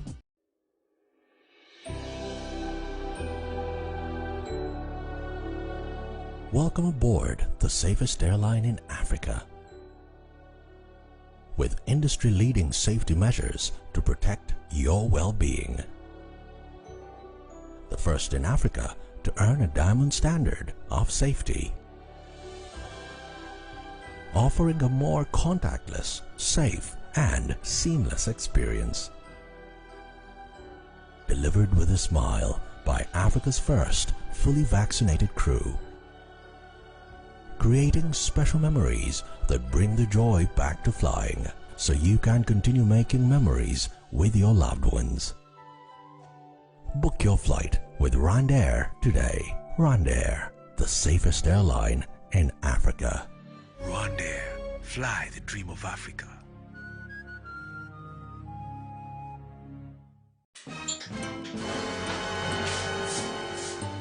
Water, what will I get your mouth? And that's all I'm order. The rock you are fire. Malaria and tea. But you are yet my bono. Malaria there for you. Enti awo. I shouldn't customers. When you say mammy, I smart. I perceive Malakio. I'm money buyer or the eco school. Share. Say a Janisi berry market ni malaria and tea. I want me. And now Emma will be around to walk. So we have malaria test. Maybe one. And try better one. And the CB Malakio. You do not. And now kick out from a son so I CB Malakio. And no way so there. And I don't grow. And yet that shit. A drawing your ma appeal for. About a woman for. Any quada won't in fear do. Susanna. Wow. Oh, the weekend. FDA Ashusha sa a jedi and crato you mu aja to Musa and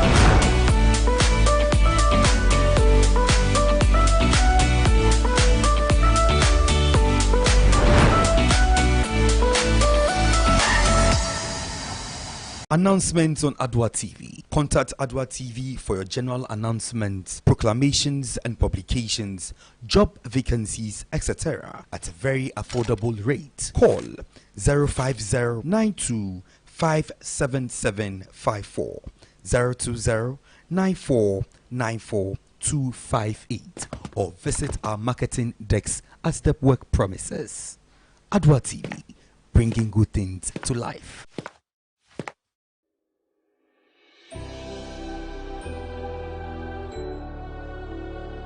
Welcome aboard the safest airline in Africa.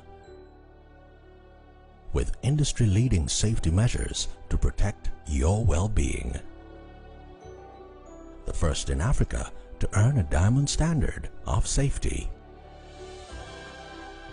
Offering a more contactless, safe, and seamless experience.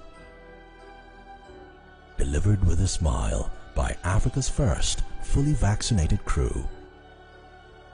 Creating special memories that bring the joy back to flying, so you can continue making memories with your loved ones. Book your flight with RwandAir today. RwandAir, the safest airline in Africa. RwandAir, fly the dream of Africa. CB women capsules now. I'm not correct. Why your best mankasa? That's it. Who anymore? Oh, middle. You capsules back on the CB men capsules. Ah, you right here. Me see CB men capsules in America. Yeah, CB men and women's capsules. Now, you knew the dada. And one year packaging I had the Wow! What a packaging! CB men, any CB women capsules, no packaging is out. And you also no mood any bianza no akodo ben pegi. Share a painful any about town man kwada no for. Any kwada go ni fie do ye. Enka ho. Susanna. Ghana man man tamase. Dodo Afre 0247 111671 and 0246 578 750. FDA aji edwede nkato yato.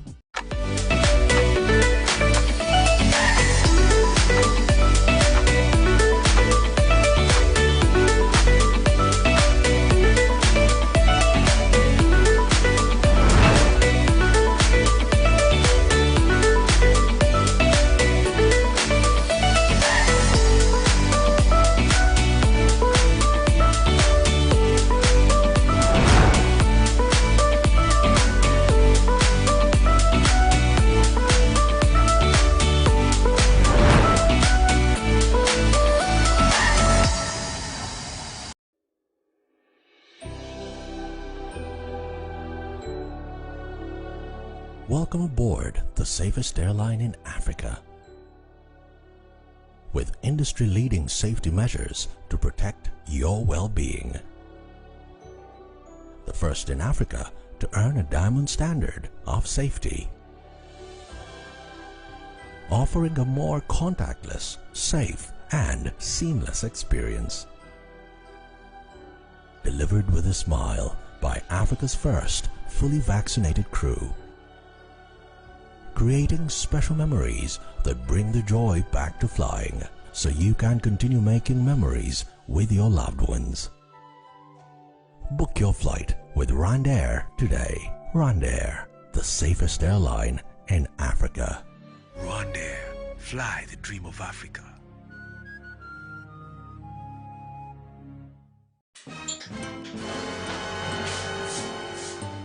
Water. What will I take your mouth? And that's all I'm about order. The rag you are fired. Malaria and tea. But you are yet more bono. What you are doing here? Malaria there for you. Enti awo. Ashire customers. When you say Mammy, I smart. Upper CB Malakio. I'm man buy or the eco school. Share. Say a Janisi berry market ni malaria and tea. I want to mean. And now Emma will be around to walk. So we have malaria test. Maybe one. And better and the CB Malagio. You didn't know. And now kick out from a son so I CB Malagio. And no way so there. And I don't grow. I yet tata shit. A drawing yama a pen for a battle woman for any quada one feed. Susanna. Oh, dear, we FD Ashusha sa a jedi and crato you adia to Musa again.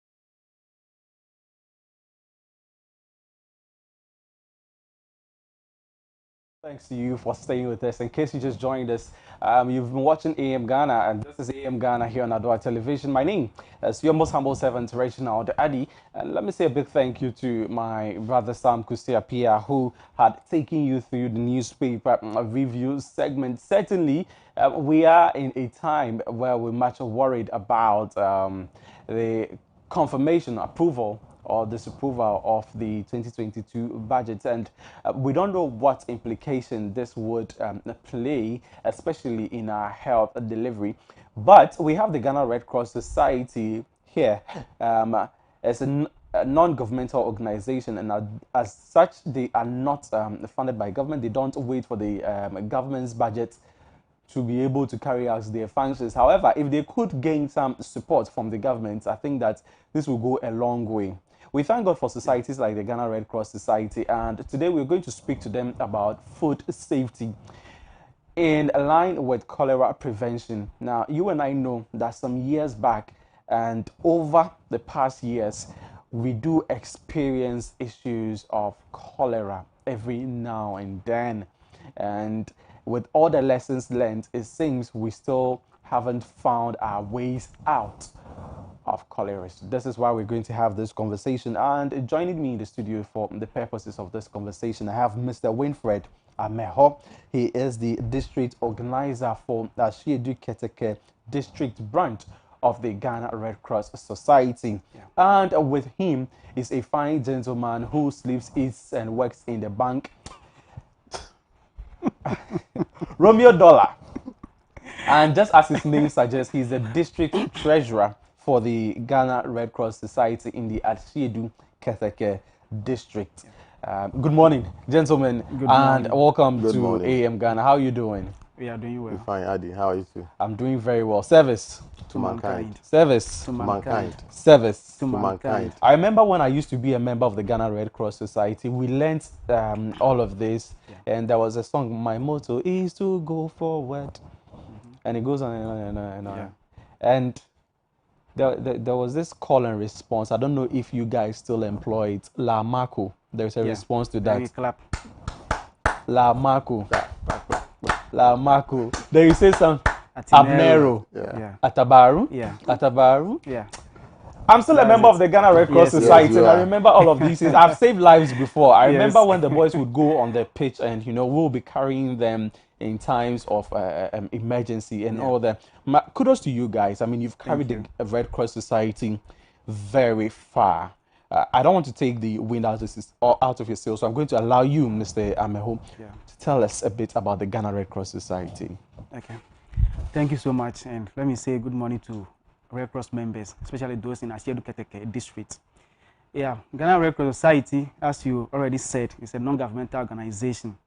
That means we are not funded by the government, yet sometimes we receive donations and support from governments and other organizations, and this helps us to carry out our programs and activities.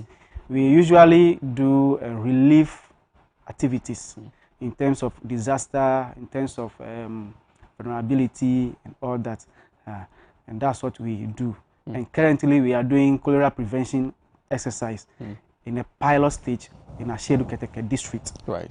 Where we are educating our mothers, our households on how to stay safe from cholera. What we are doing now. Wow. How long has the Red Cross Society been in Ghana? Mr. Dollar, if you want to touch on that. For a long time. It's been around. You said you were a member. When I was even in primary school. Good. So it's been here for a long time. Right. Now, why cholera? I mean, we have a lot of health emergencies in the country, and typically and basically COVID-19 is one of them. One would have thought that as a Red Cross Society looking to health promotion, we would have perhaps thrown our weight on COVID-19. Why cholera prevention? Okay. During the peak of COVID, we were even here to talk about COVID. Yes. Okay. So now, even this cholera project has been programmed even before COVID came. But because of COVID, we postponed it till this time around. So this time, it's a pilot project we are doing. We will be expanding it to the whole region or even the whole country. We realized that the previous cholera issues worried the country much. We don't want such to happen again. So we are looking at why should we even have cholera at all? What are we doing wrong? What are we still doing that is allowing cholera to still be affecting us? That is why we are carrying out this project. Right. So you have done your analysis, come to understand the environment, and now you've realized that there are certain things that has, brought about, the dominance or prevalence of cholera in Ghana. What are some of the things that you identified as societal, misdoings that might have, contributed to the rise or the dominance of cholera in Ghana? Okay. We are still in the process anyway. But so far what we have realized is that water has been one of our problems. We don't have safe water regularly. Then our food preparation and even the vegetables where they are from, handling all that are not that safe. And also our environment, we don't have safe sanitation. All these things contribute to the prevalence of cholera in our communities. Right. So yes, and to add to that, our attitudes as people, yes, even though we don't have water that is running regularly, the little we have, we should be able to manage it. But our attitudes is still a factor here too. Right. But I want to, let's begin from, since you mentioned, when I asked about those factors, you mentioned safe water. That was your first. Now, we are in a country where we consume a lot of sachet water, what we call the pure water. Yet, you realize that for a person who drinks most of this sachet water, they still end up with cholera one way or the other. What could be the causes? Is it that even the water we call pure water is not, safe enough? Or perhaps after drinking the pure water, they go and sit beside the gutter to eat their wache? Attitude. What is the dominant cause of cholera in the country? For which reason you want to, go into the fight of cholera? Because if you want to go in there, then you should tackle something straight, heads on. Which one would it be amongst these causes? Okay. Yes, so just as Dollar said, it's attitude. The water from the sachet is clean. It may be safe, but the way we handle it may be the contaminant. Right. So maybe you buy the water, even the person selling the water, he has the sachet inside an ice chest of water, and he dips his hand in, pick, dips in, pick, collect money, dip in, and he can introduce the contaminants into the sachet before you buy and even put into your mouth. Right. So our attitude, and we open it with our mouth as well. You see, before we drink. So it is very possible that even from that water you can have cholera, even though you are drinking sachet water. Even the bottled water we buy, sometimes they are also the same way. They are put in an ice chest with ice block on it. The ice blocks melt, it become water. The seller puts his hand into the water, pick the bottle for you. If the hand is contaminated, he introduces into the water, give it to you, you open already, you contain the water already. So these are the attitude that we are talking about. Right. So the water may be safe in itself, but our practices in serving the water and also dispensing the water could be the problem. Now, since he mentioned that, dipping the hand inside the water and everything, this one is not a Red Cross matter. I want us all to judge on this. Is it surprising that in a time where even school children are educating their mothers, their parents about sanitization, and you realize that children who were born yesterday, now they don't learn mama and papa first, they learn sanitizer first. They learn nose mask first, because this is what is happening in the... Is it surprising that with all of this, we still have health issues like cholera in the system? Dollar, do you want to touch on that? Okay. It's not surprising in a way.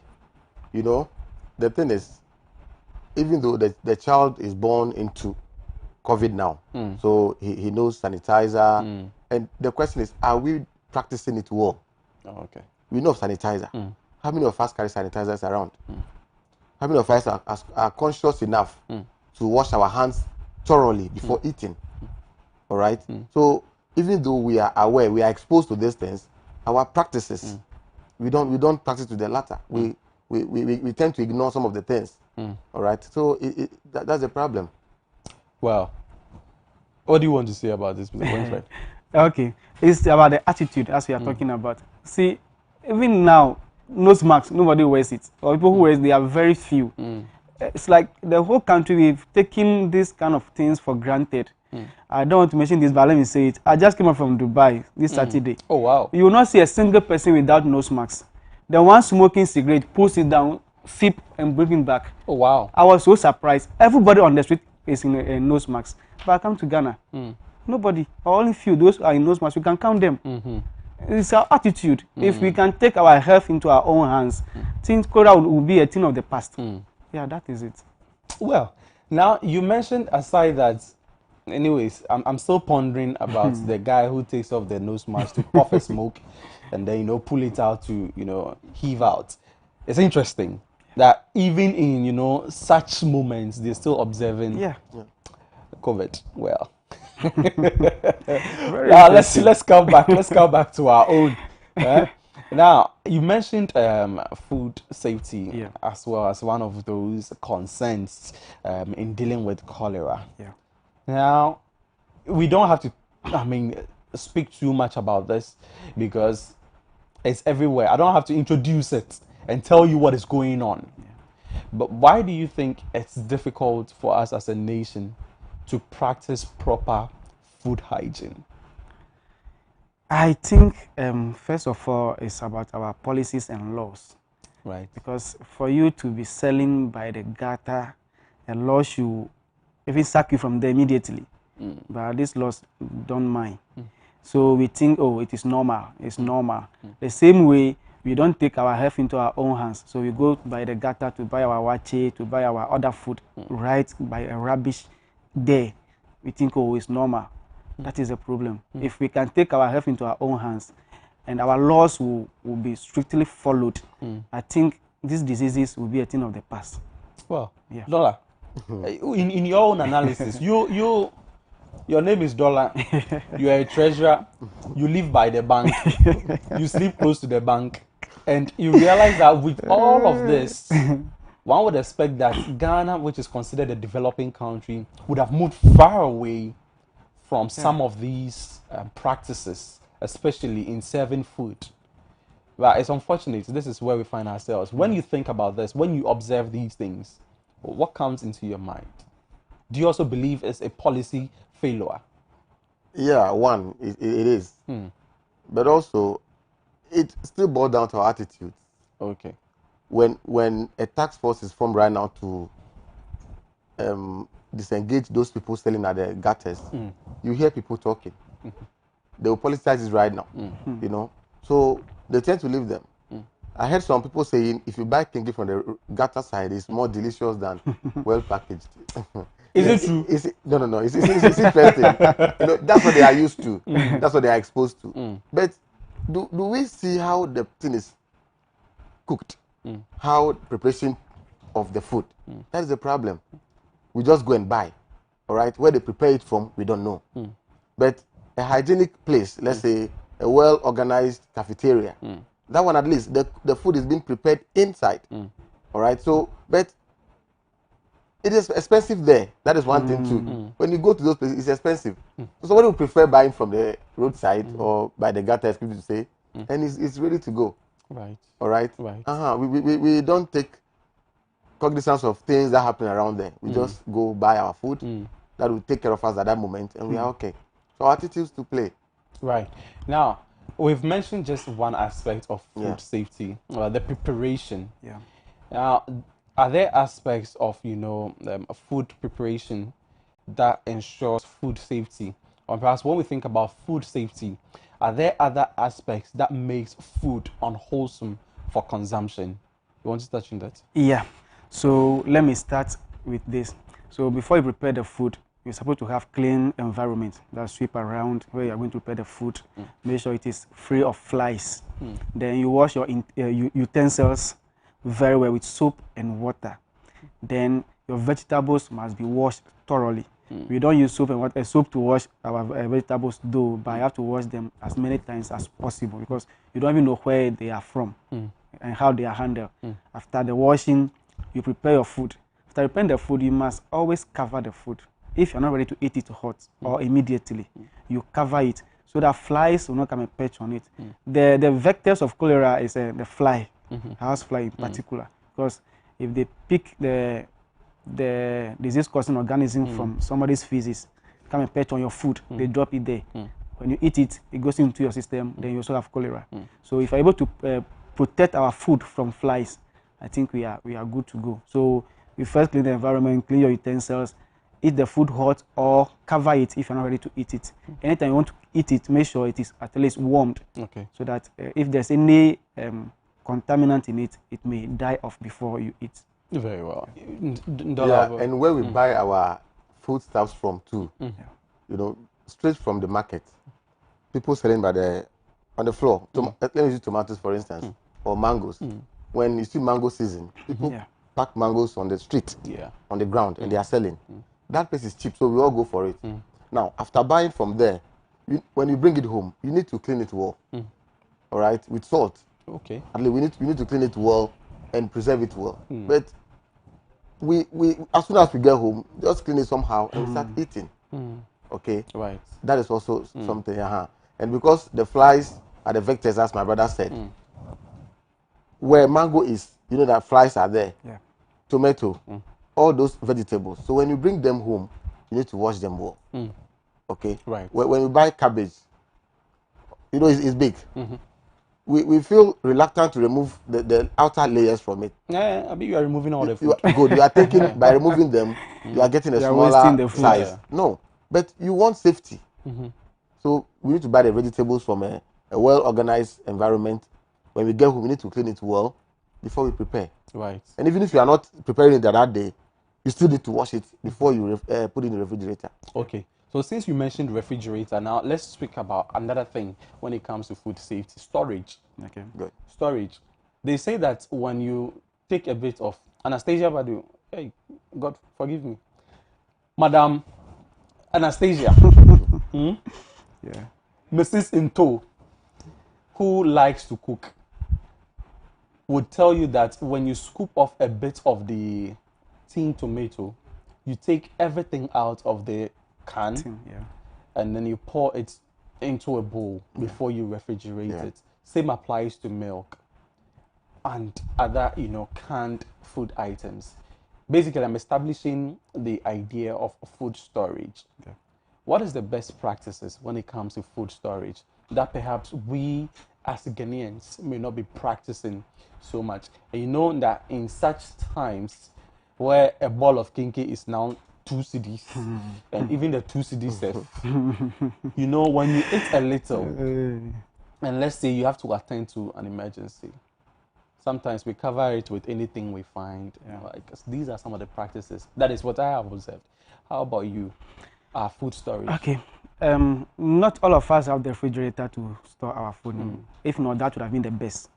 But in case you don't have the refrigerator, the best thing is to cover your food with a clean material. If it is a bowl, if it is a cover cloth, it should be clean. We are trying to prevent the food from flies and dust from the atmosphere. So when you cover the food with a bowl or a clean material, you are good to go. You can come back and the food will still be safe for you to use. Unless you have a refrigerator where you can put it in the fridge, when you come back, come and reheat it before you eat, then fine. So in cases of, people that do not have the refrigerator, let's say storage of milk, for instance, you buy a tin of milk, and one person who cannot take a full tin of milk, so I need to, at least use it 2 times. And I don't have a refrigerator. Our mothers have taught us this traditional way of pouring water in a bowl and sitting the can inside. Is it safe? Because sometimes I do the same for my sardine too, especially if the sardine is mint. Is it safe? Now, because these are some of the basic practices. I just want to find out, is it safe for consumption?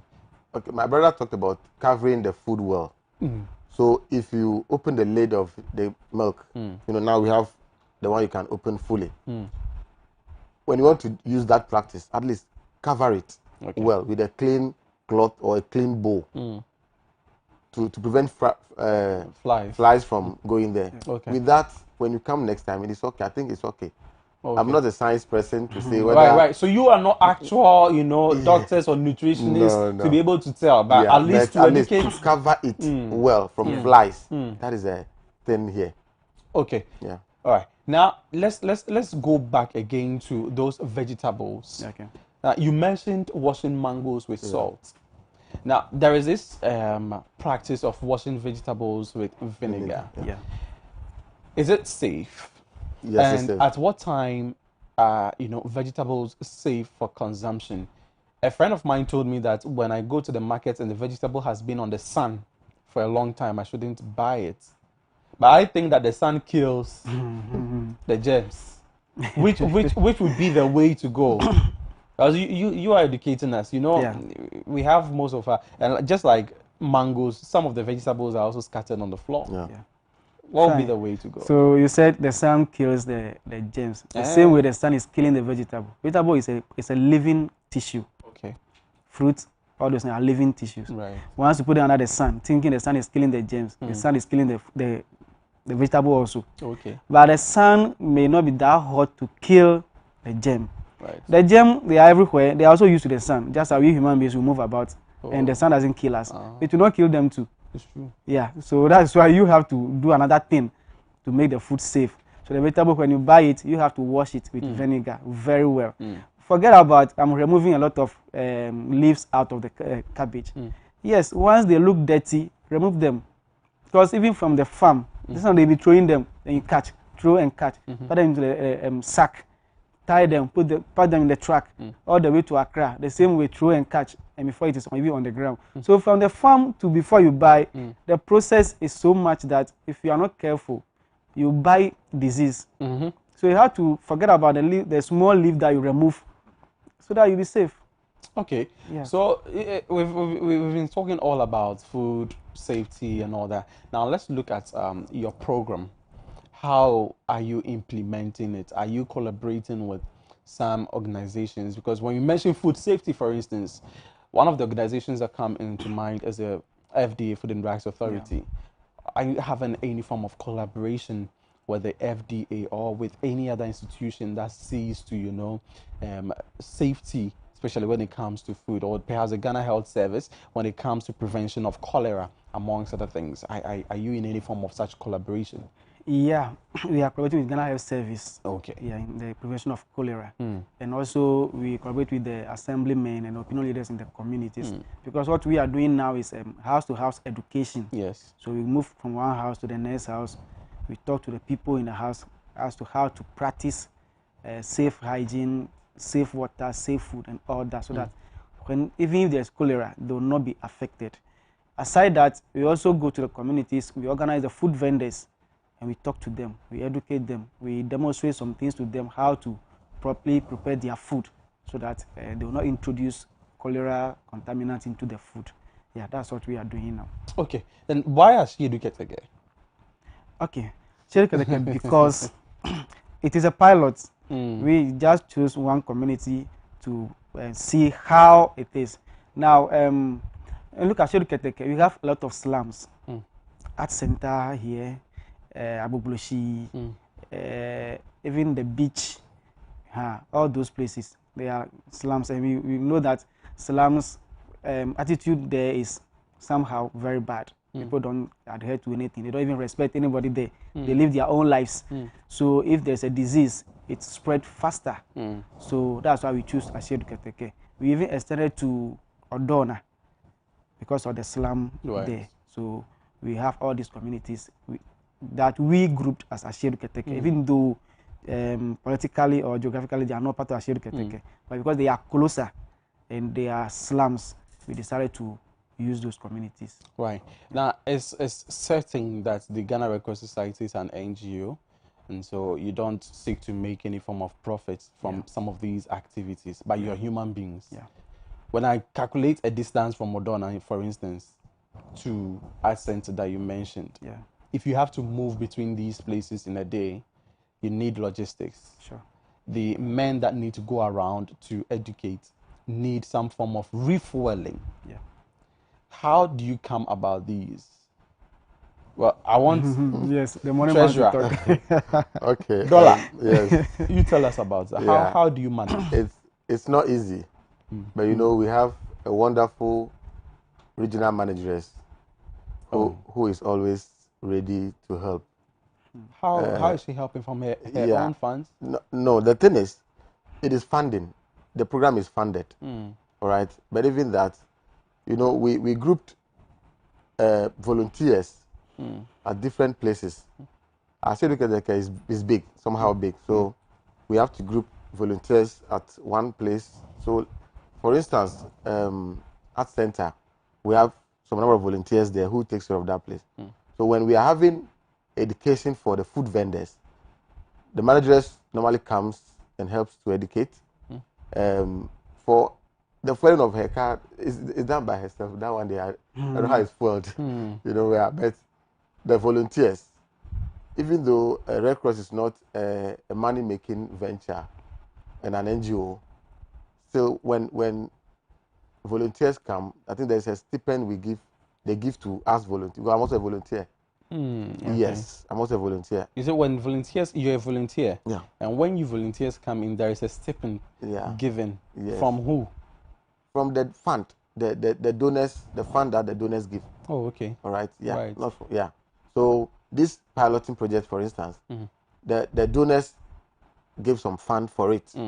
So from that, that's where the stipends comes from. Right. Now you collaborate with some government institutions. What has been, you know, the impact of that collaboration? This is not the first time you're collaborating with the Ghana Health Service. Yeah. What has been the impact with the GHS by far? It has been very fruitful and welcoming.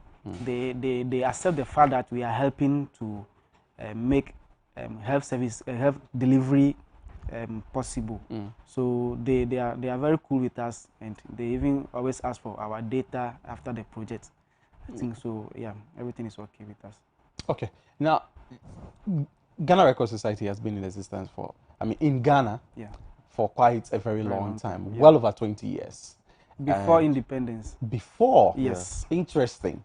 Interesting. I am saying well over 20 years based on my own calculation. When I joined, and I know that it's been well over 20 years. Yes. Before independence. Before independence. Yeah. That's over 60 years. Yes. What has been the response of the state to the Ghana Red Cross Society as an NGO in itself? Okay, as for that, I will not be able to say much because I don't know much about that. That may be our headquarters staff who may be able to educate us on that. But what I know is that, well, they know we exist. Yes, they know, because when you go to international sporting events, for instance, or national sporting events, the Red Cross is well present. I see you have some vans, you have some carriers that you used to carry people and all that. I just wonder where all of these come from, because I know it's an NGO. In some countries, Red Cross is the one that manages the ambulance, the national ambulance. But in Ghana, I learned before NADMO, and even before National Ambulance, Red Cross was the one doing all this. But when, you know, government after government, they go by what they think is right for the state. Okay. So gradually they were pushing us aside. That was when they started the NADMO. If not, Red Cross will be doing those disaster management thing, but they brought in NADMO. Then the National Ambulance and other organizations are coming. They are in a way collaborating with us, but somebody may see it as competing, because we are doing the same thing. But as for Red Cross, we don't have problem with whether they are competing or collaborating. Our work is that we want to make sure the vulnerable ones are relieved when there's a disaster. Right. So whether government gives or not, whoever gives, we are ready to go and give it out to the vulnerable ones. Right. But sometimes government gives to Red Cross. Red Cross go and give this thing to these people. But usually, the reason why government don't always come to us is that, you know, politics. And we don't deal with politics because we don't want you to tell us what to do. We have our principles. First thing that we do is we look at the person who is most vulnerable. Right. So if I come to your house and maybe during the flood and you don't lose anything, but the thing happened in the whole house, and then your next neighbor lost something, he is more vulnerable than you. Okay. So you have to attend to him before you. Right. But politics will not allow that. You are NDC, he is MPP, hey, I'm an MPP, so go to MPP person. Don't mind the NDC. Meanwhile, he is more vulnerable. Right. Because of that, we don't deal with politics. Well, we need more societies like this that would look beyond party colors. Red Cross Society, God bless you guys so much. So tell us, in this piloting, has it already begun? And when is it supposed to end? Okay, it has begun in June this year and will be ending this December. You'll be ending. Oh, why December? Why not extend it to because people really go around buying food and eating anything and everything that they come across. They're drinking anything and everything they come across. Festive season, of course. It is a pilot, so the donors will come and assess. If what we have done went well with the communities and they got results, they will extend it to the whole country or maybe the whole region. So that is why it is ending soon. Okay, can anybody support? I mean, anybody at all. We are voluntary organization. So anything you want to support us with, we are good to go because we have, as Dollar said, we have a volunteer. We are all volunteer. I'm also a volunteer. So if people don't donate, we don't have anything to live on. Because somebody say, as vegetarian eat vegetables, humanitarians don't eat human beings. Right. So anything that we also do, we pay money. But you call me, like as I said, my boss just gave me a message yesterday in the night that this morning the person is supposed to cancel, he cannot come, so come. He didn't know I'm even in the country. Right. So he was sending a message to me that I'm in Dubai, so I should call Dollar to come. Oh, okay. So you decided to join. So I decided, yes, because I'm the DO. Right. I called my Dollar. We are come here this morning. He said, oh, I said, let's go. He said, okay, and we are here. So if no fans, nobody support us, we will not be able to do all these things. So everybody at all that is touched by our work. We are volunteers. We have over, within Ashokateke alone, we have over 100 volunteers, and they are ready to go. We don't give them much, something small, just for their troubles during the day. And some even complain that it's too small, but that is what we have. Right. Because we don't have more funds. So if people are ready to give us more funds, we'll be very glad to do more. All right. Yeah. So at this point, what I'm asking for is your number or an office. Where can you be reached? If people want to support. Treasurer, you want to talk on that? Is it the Asiedu Keteke or the Asiedu Keteke? I mean, you are here. Okay. It's an NGO. We don't have an office yet. Okay. Yeah. For now, if anybody wants to reaches us through either the DO or the region. Okay. All right. So right. I believe that when they go online as well, they definitely would get your address. We have a Facebook page for Asiedu Keteke. Right. District. So it's Ghana Record Society Asiedu Keteke District. Okay. Yeah. All right. Well, so gentlemen, thank you very much for your time. Thank you. I'm praying that whatever you put your mind to, especially in these projects, God will give you the strength. And we draw people in as well to support. I myself am going to support. Since Dollar has put it on me, then I also take my Xmas bonus from him. Thank you very much, Mr. Winfred. I'm at home. As the district organizer deal for Asiedu Keteke district branch of the Ghana Red Cross Society, and Romeo Dollar as the district treasurer, as his name suggests, for the Ghana Red Cross Society in the Asiedu Keteke district. They are embarking on a cholera prevention exercise. It's a piloting, actually. They began from June and they are going on all the way till end of November. End of December. And so if you want to support this worthy cause, you can always find them on Facebook. Red Cross Asiedu Keteke District, Ghana Red Cross Asiedu Keteke District, and see how you can support them. Their service is to mankind, and so if you want to make a service or do a service to mankind, you can do that through the Ghana Red Cross Society. Have a lovely day. My name is Reginald Adi, and thank you for staying with us. We'll see you tomorrow when we bring you conversations from the proceedings in Parliament House and what to expect during the day. Until then, we'll always pray that you would be our cherished viewers and we serve you for the best. Thank you.